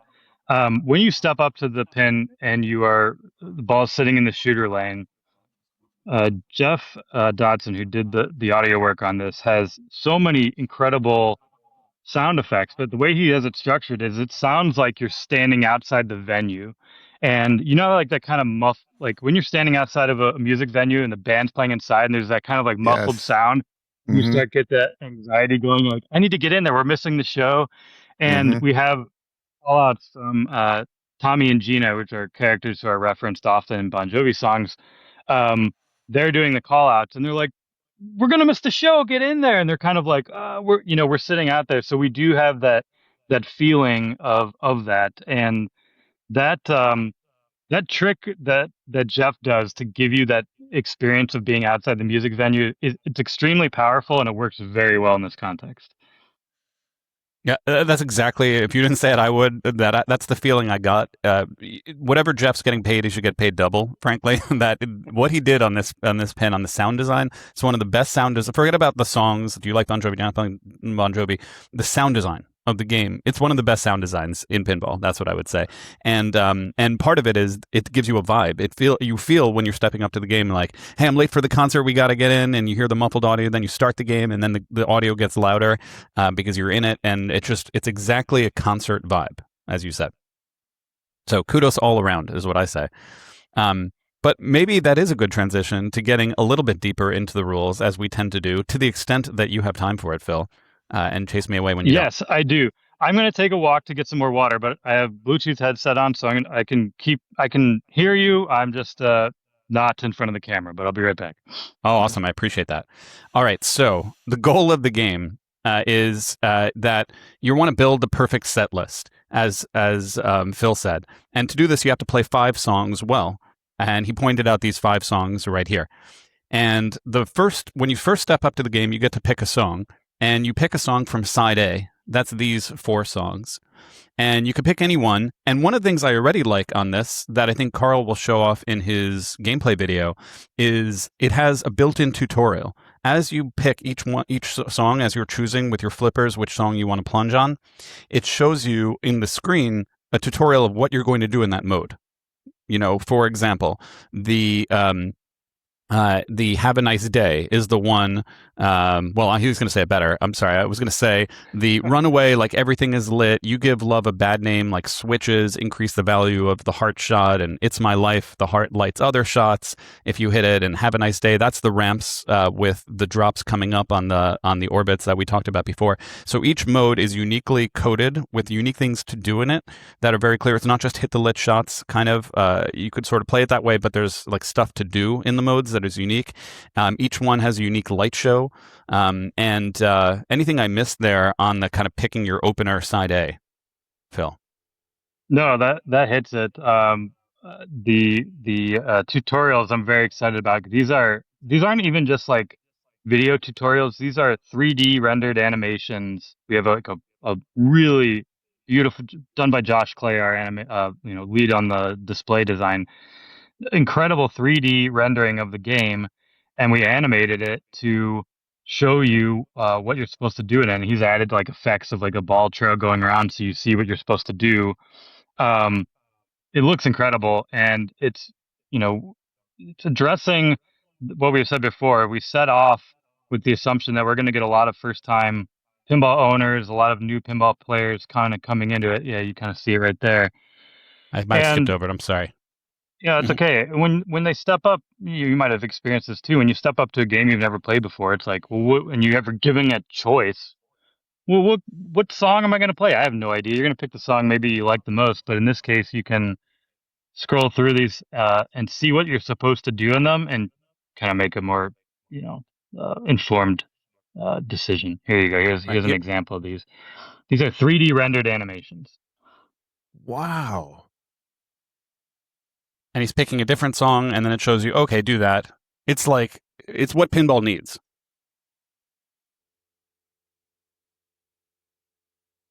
Anyway. This is a game changer. Yeah. Yeah, so I'm not, you could obviously see the gameplay video on your own, but I at least wanted to point that out. Okay. And then, so you pick your song, and then if you do well enough in your song by doing the appropriate things it says to do on that tutorial, it lights your gold record. And then you get a choice at the scoop. And so you could go to the scoop and it says move on, rock on. So you could, cash out and get a perk from kind of beating the mode, or you could rock on, keep playing the song, try to get it up to the next level, the platinum record, or even the next level after that, after another decision point into the diamond record. And no matter what, if you reach the gold record, you get a perk, and there's a different perk system for every song. Maybe you can speak more on that, Phil. Anything I missed there that you would add? No, that's exactly right. And the whole idea is building in a little bit of risk reward. So, and the choice that you make here is, do you want to keep going deeper into that song and get better perks? And it's also going to help you out when you get to your encore mode, because the encore is going to be harder if you don't get deeper into these songs, or you want to move on because you want to get to maybe Living on a Prayer to the next multi-ball, or you want to get to the encore faster. So plenty of like decision making points in here for the player, for the experts, and for the novices who maybe don't care. The game's going to play itself essentially. You'll just keep going through, and you'll play songs that you want to hear, and it advances you through the game. But the nice thing about the scoop too is it's fairly easy to light on those first levels, and it'll tend to go in there by accident from the slingshot. So, it's not going to be like a World Cup '94 scenario where there's like a really important scoop you got to hit and you're just like missing and bricking. It's you're Totally you're makeable. likely to get in. Yeah, and if you get in, it will pick, and then you cash out, and you're like, move on. It will then pick a song from side B. But if, let's say, you drained out on ball one, then on ball two, you then get to pick a song from side B. So the game progresses you ball to ball to ball, even if you didn't do well and do it all on ball one. And so again, then there's 4 songs here that you could pick, and they also are all unique with unique rules and unique light shows, unique moments. There is like Wanted, Dead or Alive, and that's the multi-ball, and then what else did I miss there? But yeah, I'd say about, I don't know what else I want to say about it. But Bad Medicine is like you have to avoid a certain shot, and if you hit that shot, then you have to hit a stand up to relight your shots. Sorry, you go, Phil. Yeah, Bad Medicine's kind of riffing off of Fade Routha's Arena fight from Dune, which is probably one of the better modes that I've ever come up with. So kind of riffing on that Great mechanic a little bit more. The other thing I'll mention too is the side A, side B. That's a setting too. So if you want to set it so the game starts at side B and then you go to side A, just to add a little bit of variety to the game if you want to. So you're not always starting with the same 4 songs. Right, and Born to Be My Baby, that's the ramps mode, left ramp, right ramp, crisscross. And then Keep the Faith is you have to kind of get enough switches to raise up your faith meter, and then that keeps the shots lit, and if you don't, they kind of go unlit to white, or they fade to white. So they're all uniquely coded that way. Like, if you don't know what you're doing, you're hitting shots, that's fine, but there's like a lot of depth to them too, which I like. And can you tell us about the perk system? Sorry, you go, Phil. Yeah, well, no, I was going to lead right into what you're just asking there. So the idea with each of these modes, they each have a distinct mechanic that they're doing, and the perks that they offer are basically an extension of that mechanic. And the idea being, as you're building the set list and building up these perks, they're going to start interacting with one another. So if you start with a ramp-based mode, say, or a combo-based mode like Runaway, you can carry that into the next song. And so now you have a combo system lit, and so you can then take shots from that next song and turn them into combos that build and build. And so this is kind of riffing on ideas from and mechanics from like board games where you're building like a card deck or an engine where all of your cards have little mechanics and they work together to kind of give you more and more abilities. And so they're all designed to eventually kind of lock together. And so as you're building that set list, you're kind of building a very unique gameplay experience. You can think of a lot like building a card at Indisk, right? It's like, what's your card going to be?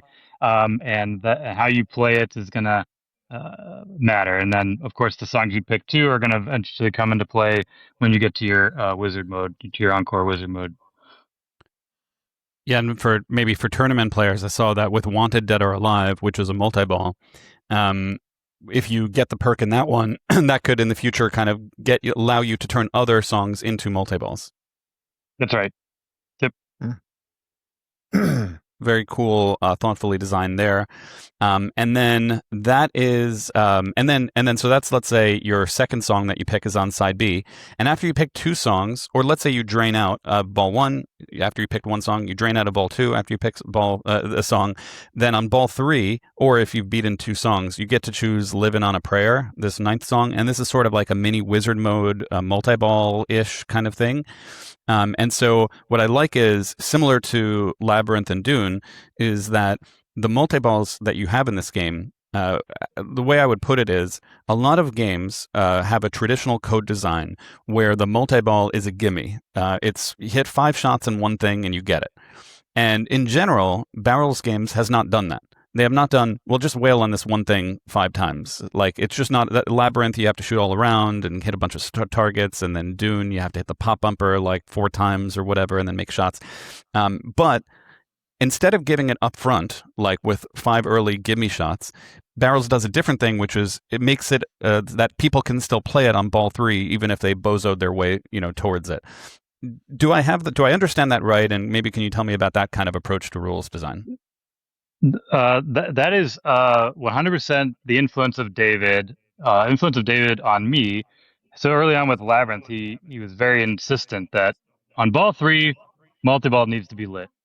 I was very against this approach. I probably because of just like a annoying, jaded tournament player at the time, and it's like, no, you have to earn your multi-ball, right? But of course, all right, fine, we'll make it a setting and we'll make it the default. Multi-ball is lit at the end.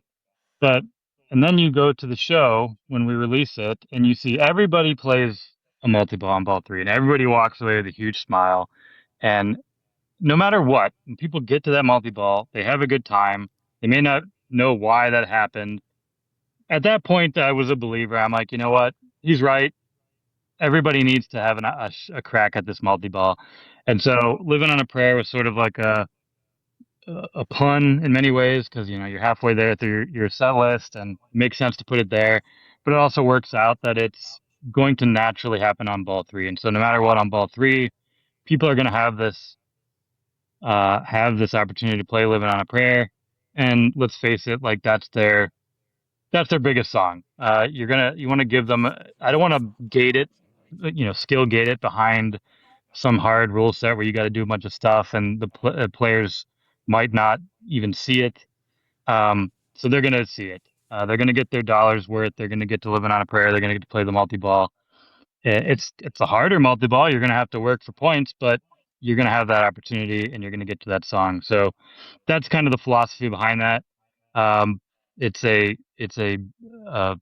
very much an attempt to appeal to novice players, but it also provides a nice little, waypoint on your journey towards getting to the encore, and rewarding you for getting through those first 2 songs. Maybe you do it on ball 1, for example. Yeah, like if you're good at pinball, you can get through it. But if you're not, if you're just stepping up to the game, ball 1 you're going to play from this group. Ball 2 you're going to play from that group, and ball 3 you'll get to play that. And even at the tournament level, the higher level players, you can choose to not play that Living on a Prayer. You can choose to play the last song you were playing if you didn't beat it. And you might make that strategically if you want that perk or whatever. But the default is in that order. And I think that's a really clever approach to this, because on the one hand, you want a multi-ball to be accessible to people, but it's just a different way to approach it, rather than, hit, let's say, the drop-down targets of Metallica in just one thing, or hit up the middle and rush, several times. Here, there's nothing to do several times to get the multi-ball, but you will get a multi-ball through kind of software design. That's right.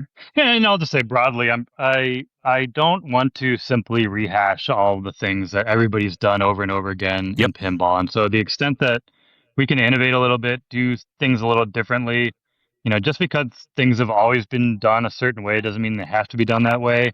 Um, you know, Lyman invented so much of the stuff that we just continue to use over and over. But the thing that made Lyman great was that he innovated and he came up with all this stuff, and it was new and novel. And we don't need to do it that way. It doesn't always have to be stack a mode into multi-ball galore and everything's lit for jackpots and every game's the same. I hope we can try and come up with new and interesting ways to play the game, which is, what we're after. And multi-balls in particular, I think should be not be super frequent. It shouldn't be like everything's a multi-ball. It should be, I personally think it should be mostly single ball play, and then we get, a few opportunities for multi-ball here and there. Yeah, and I'm glad you said that. I mean, one of the things we do on the show is we do deep dives of games. We do launch day games, but we also do deep dives of game like Walking Dead. And we kind of talk about 10 criteria of like great code in these games. One of the 10 criteria is innovation, and so this Lyman's games had it, of course, like you said. But Barrels is doing it too, and you are with this game, and that's one of the innovations I was going to say actually is multi-balls. That there's no ball one gimme multi-ball on this. Like you're not 5 shots away from multi-ball when you start this game, and there's not like 3 or 4 different multi-balls accessible on this game, right? As you said, like there's the Wanted, Dead or Alive, there's Living on a Prayer, but you have to get to those. You're not getting that ball one on many games. That's right. Is that fairly said? By design. By design. Right. I'm reacting to an overuse of multi-ball, in my opinion, and trying to create a different experience. Yeah, and I already saw that influence in Dune, where when you're playing a prophecy mode, in all other games, you start a mode and then you start a multi-ball. But here in Dune, you start prophecy mode and you cannot start a multi-ball. You can't start the desert power multi-ball while you're in that. It makes you play the mode and feel the mode. And that's something I noticed in this game is the amount of single ball play for a good portion of the game, and especially ball one to just feel the game out. And I thought that's really interesting. I just haven't seen that in a lot of code sets, and I enjoyed it because of how innovative it was. And you see a lot of comments praising how immersive our games are, and that's a large part of it's that. It's hard to get immersed into these modes if you've got chaos happening all around. It just turns into a cacophony of stimuli, and you can't do anything other than just flip the ball around, and you're like, oh, that was fun. By forcing single ball play, you force the player to kind of like get into that mode, and then you can do all sorts of cool stuff. By Jeff can let his audio engineering like go wild because he can get the crowd roaring and make you feel, oh shit, I'm in the middle of a huge stadium right now, and I need to make this shot, or else the crowd's going to boo me, or they're going to cheer me. And when I do make it, it feels really good. You can't get that if you've got 1,000 different things going on at one time. 100%. And there was no cacophony in this concert game. You were really feeling it. So kudos there. And then maybe another thing I noticed that's sort of innovative is there's no shot X multiplier on this game. Insert, I should say. There's no shot X insert. There's no playfield X insert as far as I can see. Could you tell me your thoughts behind that? And do you plan to integrate in the game? Do you not? What's your thinking there? There'll be a few up. It's not an explicit shot X. Some of the mode perks are going to amplify the value of subsequent shots. So, for example, in Bad Medicine, the kind of idea in Bad Medicine is the stand-up targets are bad and you have good shots. Once you complete Bad Medicine, the perk that will carry over is those bad stand-ups will persist, and as long as they're active, all the other the mode shots that you make will be increased in value by a variable amount, but they will be more valuable. But once you hit one of those targets, you have to reset it to get that multiplier. So it's a way of carrying forward the mechanic into the next songs and augmenting how it plays and allowing you to augment the value of them. Got it. So that's the multiplier thing. Now we also talked about the modes, and that's the main thing you're doing in the game. The modes are playing these songs. If you play after you play 5 songs, then you get to one of the a choice of these 3 mini wizard modes, and there's like a phase 1, phase 2. I think I don't want to step over you, Phil, but like phase 1 being kind of complete the songs that you didn't complete to get to that mini wizard mode in your that you've gone through your set list, and then phase 2 is sort of unique for each mini wizard mode. Did I say that right?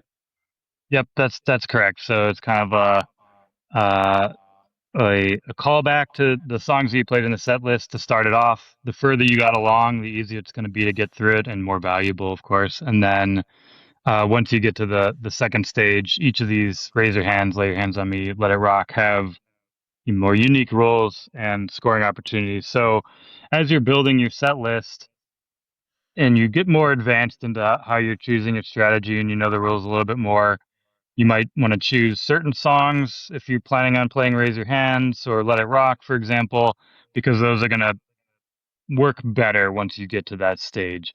So we're straddling a line here of the rules for each of these modes are going to be like kind of simple, but as you start blocking them together, they're going to create a lot of interesting scoring opportunities and interesting ways of playing the game and strategic decision making. So it's kind of an attempt to be both appealing to novices and easy to understand, and appealing to home buyers and tournament players and serious pinball nerds who just want to really explore all that the game has to offer. Right. And it makes sense conceptually that like these 3 mini wizard modes are your encores that you're coming out for after you've played your set list that way. And then if you play all those mini wizard modes after playing all those many songs, then you get to legendary wizard mode yet to come, right? Yep, that's right. And that's kind of the end game scenario once you get to legendary. And that song in itself is really supposed to kind of put a bookend on Bon Jovi's career and kind of look back on you know a show well played or a career well played, and kind of celebrate that achievement. So that's kind of it. Okay. And I promise we're almost done, maybe within 9 minutes, Phil.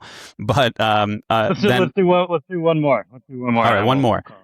One more is I'm a fan of multiple mode trees in games. You know, like you don't just hit one scoop to start this mode or even a tree, a whole set of modes. Like there's a whole other thing to do.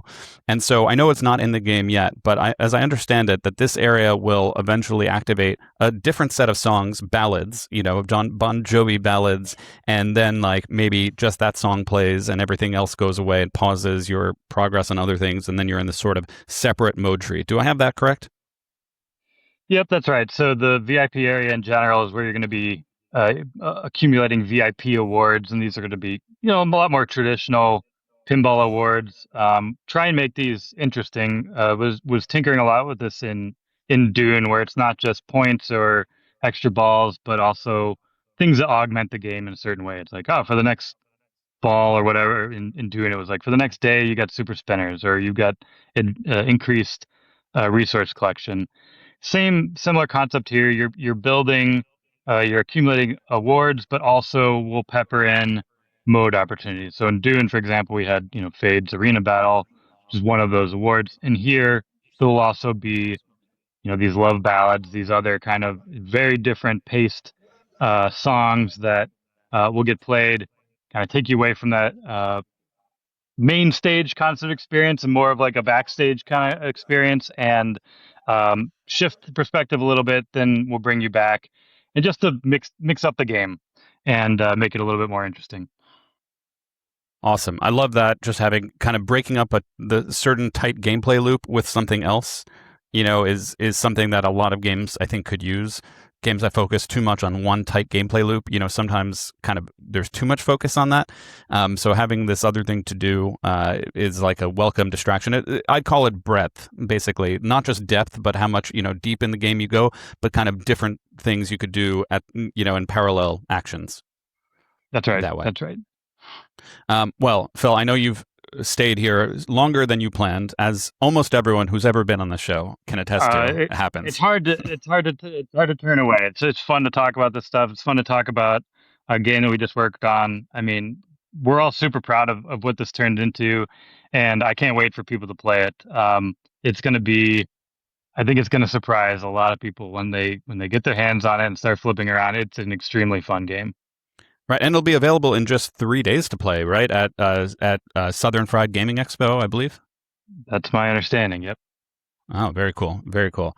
Well, I will, even though Kayla just had to step out, and I will speak for Kale to say we really appreciate you coming here and joining us. If you don't mind, when you step away, don't close your browser yet. Just leave it open because it takes a while to load in. And then Kale and I will stay on and kind of talk about the sound of the game. Okay, I can still press leave though, right? Yeah, you could press leave right now, and then you stay, and then you hang out afterwards. Cool. All right, Kale, I said bye to Phil. Okay, good deal. Yeah, he might need to keep Riverside open. Yeah, just I told him that. Okay. I did everything, Kale. Yeah. Yeah, just keep the tab open. Thank you so much, Phil. This Thank has you. been an absolute pleasure, and you've added so much to this. Thank you. Likewise. See you all around. Okay. All right, see ya.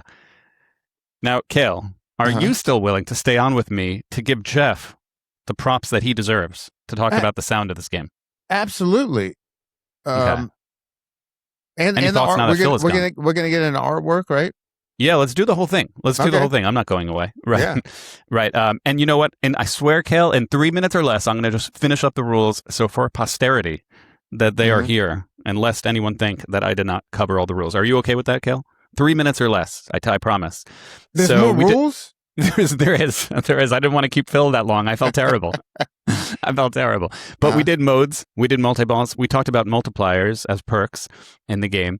The mission in the game, you could argue, which is like the side quest that goes on in the background, are these love things going on. So you get the 4 inlanes of love, which are not always easy to do because the kind of diverters and how they work. And then you shoot up the heart. And you're going to see the heart lit, like pulsating in a cool lighting show when we talk about the lighting. And that starts a love mini mode where you have to hit ramps a certain number, or spinners a certain number, orbits a certain number, or targets a certain number. We're used to this in games like Iron Maiden or other games like that. And if you do 4 of those modes, the ramps, the spinners, the orbits, or the targets, then you get to this love frenzy kind of thing. So that's another kind of mission in the background going on.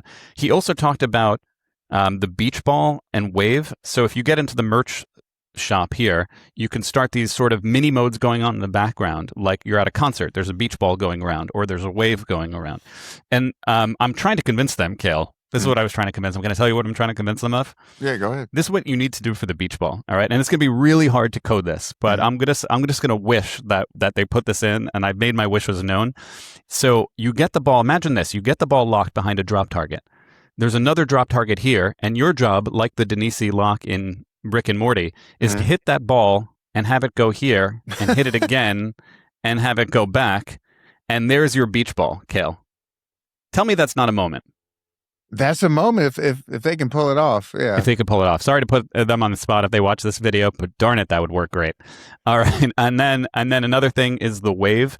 And I hope this is another thing when they code it, like it's just, you just move the shot over, hit shots and move it over like a wave. That would be pretty cool.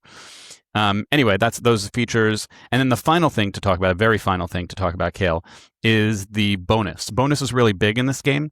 And it's built by, there's a base bonus and a bonus X. Bonus X, and I said that right, Kale. You heard me, right? You don't want to tilt. You don't want to tilt. And if you do tilt, it's the scream from Bad Medicine. It's like a really loud scream, and it's great. It's just really funny. And then you captive ball. When the captive ball is lit, you can hit that for bonus X. But because bonus is so powerful in this game, it's not always lit. It's only lit after you progress the records. So you have to do well in a mode, get a gold record, then the captive ball is lit one time to get that bonus X, and then you get the platinum, it's lit again, then you get the diamond, it's lit again, and you could get up to 5x bonus currently in the code, and that's bonus is worth a lot. And then the bonus is built up by a few different things. It's built up of switch hits, which spell Bon Jovi, and a really cool feature of the game, how the lights turn on. I know it's not quite showing it in that picture. Let me see if I could. So I feel like each letter. Do you see this? That's what I wanted to show. So each letter actually has little lights within it, and every switch builds up one of these little lights. It happens to be that it's showing the entire O, but it would build up like here, partial V, kind of thing on the way up. And so you want to spell Bon Jovi. It gives you bonus for the letters you spell, for the completions of Bon Jovi you spell. It also gives you points for the love lane in lanes, how many love letters you got, how many completions you got. And then all those mini modes I talked about where you spell love and you get it through the heart and you have to get targets or spinners or ramps or orbits. All of that it's a lot of points, but it goes into your bonus. So it's a very big bonus game that way. And with that, Cale, I have now fully covered the rules. Are you satisfied, Cale? I am very satisfied, and I am impressed with what you've pulled off here. Cale, this is what happens when I actually get to play the game instead of watch a 3-minute trailer. Could you believe it? You could be enjoying the beach and the sun of whatever location you're in right now, but we're still talking pinball. That's right. And I think we deserve to take a little moment to talk about the other aspects of the game. So we gave credit we talked about the layout, we talked about the rules a lot, but let me talk a medium amount about the sound and then a little bit about the art and lighting, and then we'll wrap it up. What do you say to that, Cale? Let's go. All right. As I said earlier, I think this is one of the best designed sound games in pinball history. And I'm going to give you 10 reasons why, Cale. Here's 10 reasons, Cale. The sound is incredible. Sound all done by Jeff Dodson, Dirty Pool Pinball, and friend of the show. But I won't let that influence me. I will say all the things I love about the sound and none of the things I don't, because there are no things I don't. It's great, that way. And what I want to separate here is Bon Jovi versus the sound. As you said, this is like a concert game, where you feel like you're in a concert, and that's the vibe of it. And that's the first thing I'll say is vibe. So we were mentioning before, you're like approaching the concert venue. The display says arena, has a picture of the arena. You're not in it yet. And Tommy and Gina are making call outs that say, look, we got to get to the show. And then you hear muffled sounds and you're like, hurry up, we're late. And then you start the game and then you're in the concert. And so there's a vibe that's achieved by the sound. And that's just one small way that's achieved. There's many ways. But, when we think about the vibe, we talk about the music, the call outs, and the sound effects. But there's this fourth thing, vibe, which is not always achieved in most pinball games and is with Jeff, who's done work on Winchester Mystery House, and that certainly has a vibe, and Dune, which is another great sound design game. Anything you'd add there, Cale? Right. And part of the vibe, I noticed in the video clip you played where Carl's playing the game, in the display, part of the vibe is, and everybody's seen this when you're in the parking lot, you're about to go into a concert, you can see the venue and the marquee. Like that. There you go. That looks great. Doesn't it? Yes. I know. It's really great. It's really great there. All right. That's thing number one. Thing number two is stereo sound. If you hit left targets, the sound comes out of the left speaker. If you hit right targets, the sound comes out of the right speaker. Now, as a player, you're not in the perfect triangle to appreciate that generally. And so it's why bother doing that? But if you get a chance to set up a speaker, headphones in this game and try playing it with headphones, it's a whole other experience because you're feeling the stereo sound of the game. It's something like, does Jeff have to do that? No. But that's the kind of like perfectionist he is about this sort of thing. For those people, like you may not appreciate it as much as a player just go stepping up to the game. And certainly if you're an operator in an arcade, you're probably never going to appreciate this. But if you set it up in a home environment and you put headphones to it, you will hear the dynamic changing of where the sound is coming from. And that is a different experience than most pinball machines. Fair, Cale? You've experienced it. I haven't. I can't wait. I'm saying things. Yeah. Yeah. All right, thing number 3, and I want to start by saying I'm not smart when it comes to sound. I'm sometimes smart when it comes to other things, but I'm not at all. I'm an idiot when it comes to sound. I don't know. I went to a lot of Metallica concerts in my youth, Cale, and I hear only half the things you people hear in the end. It's nothing but ringing. It's a lot of ringing, but that's okay. Right, and the voices, Cale. Yeah. Don't forget the voices. But perfectly calibrated equalizer settings. What Jeff did is the sound scientist in him, he has a science microphone It's actually called a science mic, apparently. Uh-huh. And he put it on a stand and put it where the player would stand, and then calibrated the audio based on that science mic of exactly what the equalizer setting should be. Now, I've sounded probably like an idiot. That's the best I could describe it. Anything you want to add, Cale, as much more knowledgeable about sound than I am? I'm imagining it's like, and about halfway through my live music career, I started seeing sound guys use stuff like this, where they would actually have a mic at the sound at the mix position, and they would tune the PA to this. They would flash a bunch of static on the PA, and they would tune the PA to this microphone at the mix position. So it sounds like a similar type thing. Yeah, and I know nothing more than that, and maybe I don't know if this has to be recalibrated depending on what they do at the factory or anything, but it's a setting in the game that is like the default perfect equalizer setting of the game for those people capable of hearing it. I'm not capable of appreciating the nuance, but I am capable of just enjoying the sound, overall. That's what I register. Well, it's happening whether you know it or not. Right, exactly. All right, thing number 4 is background shear level of the game, the audience in the game, dynamically increases through switch hits. So he isolated the cheer sound of like concerts, let's say, and can make it louder based on the number of switch hits. So if you miss a shot, there's a boo? No, there's no boo. Oh, okay.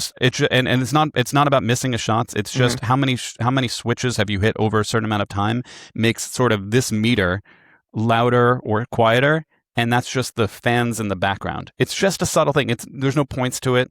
It's nothing like that. You're not booed off stage if you're doing badly or anything. It has nothing to do with points. It's just immersion. That's all it is.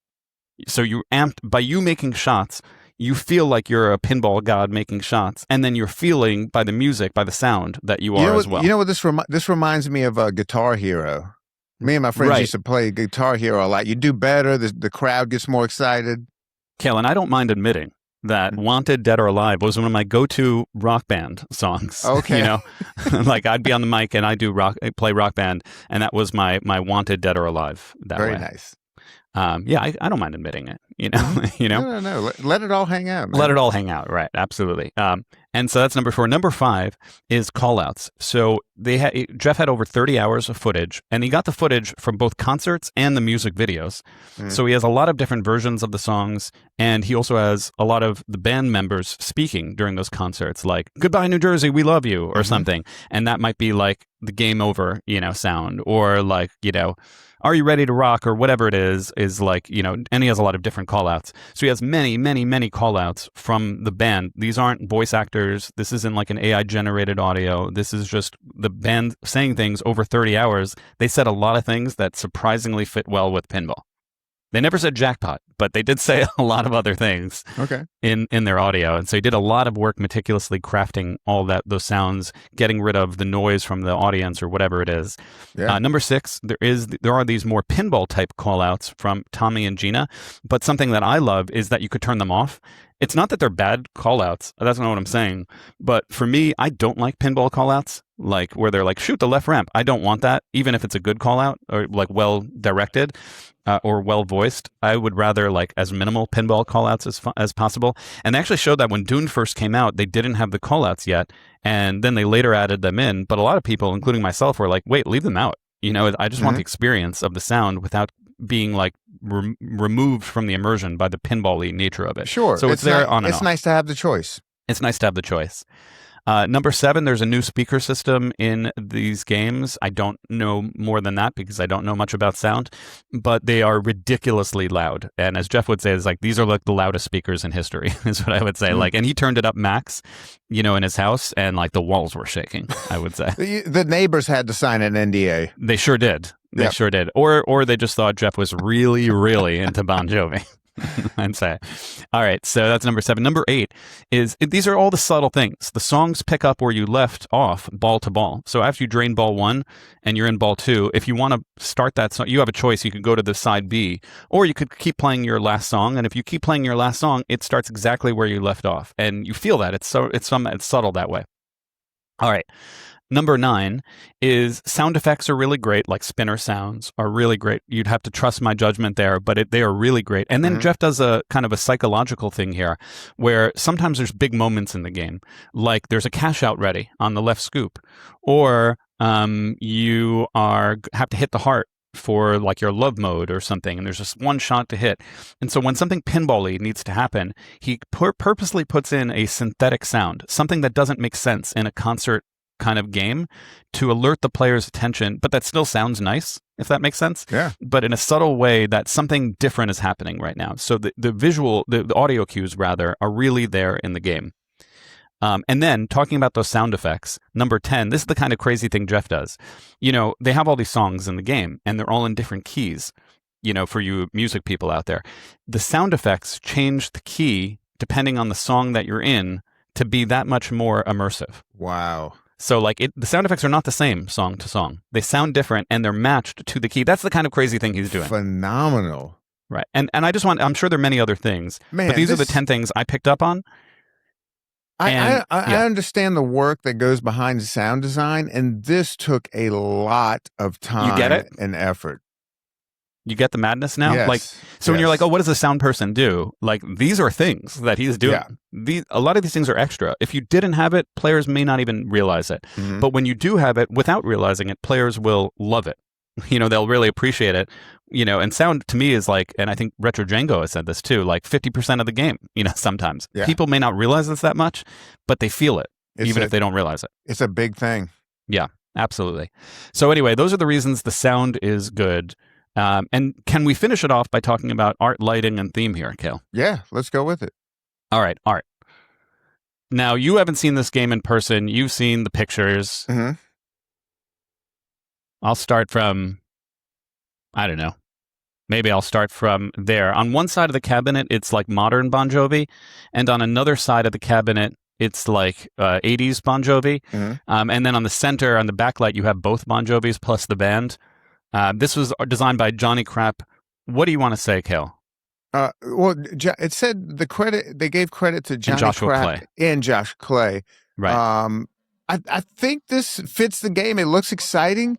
I hope I don't piss Johnny Crap off any more than I have in the past. But by saying this, and this is, I think it's a good thing.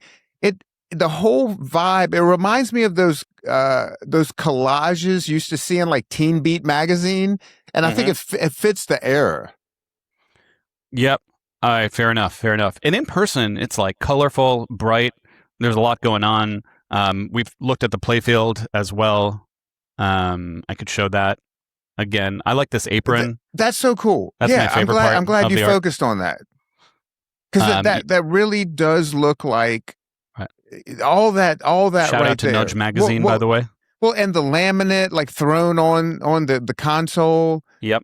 I mean that's the vibe. That strikes a vibe, and anybody who has been in this line of work is going to feel that. Stop right there. Back up. Focus on the photo with the black background in the middle. There, a little bit more. No. Oh, sorry. No. Oh, yeah. I know what you mean now. The photo. So right there. This one. The other one. With the half or the full stacks in the background. Funny little things like that. Instead of Marshall, it says barrels. That's a cool little throwback. It also saves them some money on licensing. And then if you go up to the guitar that's above the ramp. No, right there, Bon Jovi, New Jersey. Yep. If you focus on the head of that, it's supposed to be a Kramer guitar, but I don't know what word they actually put there. Kramer. It looks like. Oh, okay. So it is a Kramer. That's cool. Because it's Bon Jovi's guitar. So they had to make the real one, in other words. Good deal. And then there's still little details like that. And then I noticed on a drumstick somewhere, it actually had Tico Torres's signature. Yeah, I can find that. There it is. There you go. Yeah, so there's details, as you said. All right. I think that. Anything else you want to say about the art, Cale? No, it's cool, and it is immersive, because right there it works with the game because you have a set list, right? And it looks like a set list. How, even like smaller venues, you see the set list thrown on the stage, and people like to grab them afterwards. And that one right there looks like it's taped down. I mean, this has the vibe of a live sound stage. Yep, it has that vibe, absolutely. Yeah, so art good. For my matter, or it fits the theme, I should say. Mm-hmm. Now and lighting, and in person it works. Yeah, lighting. Yeah, that's where the game excels. See, I don't know what it's like, but I know the last Barrels game I played was Winchester, and that lighting is some of the best lighting in pinball. Yeah, just appreciate the lighting here that's going on right now. The game has unique lighting for every song. So this one is like more purple. But the game has unique lighting for every song. Look at that diverter, how it changes every time he hits the left ramp. So the game moves. Cool. And the lighting is like dynamically changed. I'm going to move ahead to like another clip here at least so I could show you. See that little tip pass? Yeah. Oh, yeah. It's Carl, right? Yeah. Look, see now there's like a different lighting scheme to the game. Yeah, so the lighting in person is just great. And for me, I agree that Dune has, and I think I gave it the award for our Pinpals Awards last year, like the best lighting in of the year. And I know that other games Look have at that heart more move lighting. Up like that. Right, exactly. Like more lighting is not better lighting to me. It can be, but in the end, for me, it's how you use the lighting, not just how much lighting there is. But is the lighting communicating things to the player? Is it creating moments out of the lighting? And Dune was incredible at that. And I see the bones of that here. There's more to come, I'm sure. But I was only impressed by it too, Cal. So the interesting thing here, this looks so cool. Now, everyone that's probably watching this video understands that Carl is one of the best pinball players on the planet. That is true. But I have talked to pinball players who have played this that suck. And they said they were flowing. Oh, they said, I didn't know you talked to other people. Yeah. About it. And they said they felt so good. This game, the shots all make sense, and they were just had this flow going on. Yeah, it's a very flowy game. Really flowy. Mm-hmm. Look at the outlane flipper. Look, he just used it. Do you see that? I want to go back. Oh my God. I want to go back. Cool. I want to go back to in multiball. Look how the lightning bolts are on, Cale. Mm-hmm. Did you see that? That's amazing, right? Yeah. So there you have it. I think did we miss anything in the game, Cale?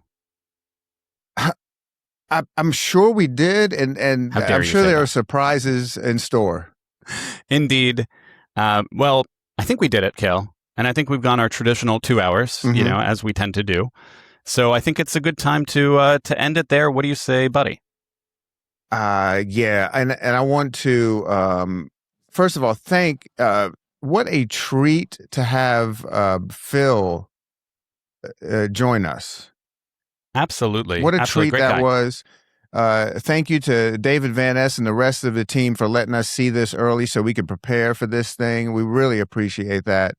And thank you, Serge, for writing all this stuff. You just disappeared on me. Are you still there? I am here. Oh, you're right. I disappeared. I'm sorry. I just realized that I disappeared. But you know what? You're going to see me again, and you deserve that, Cale. There we go. Can you get rid of the share screen there?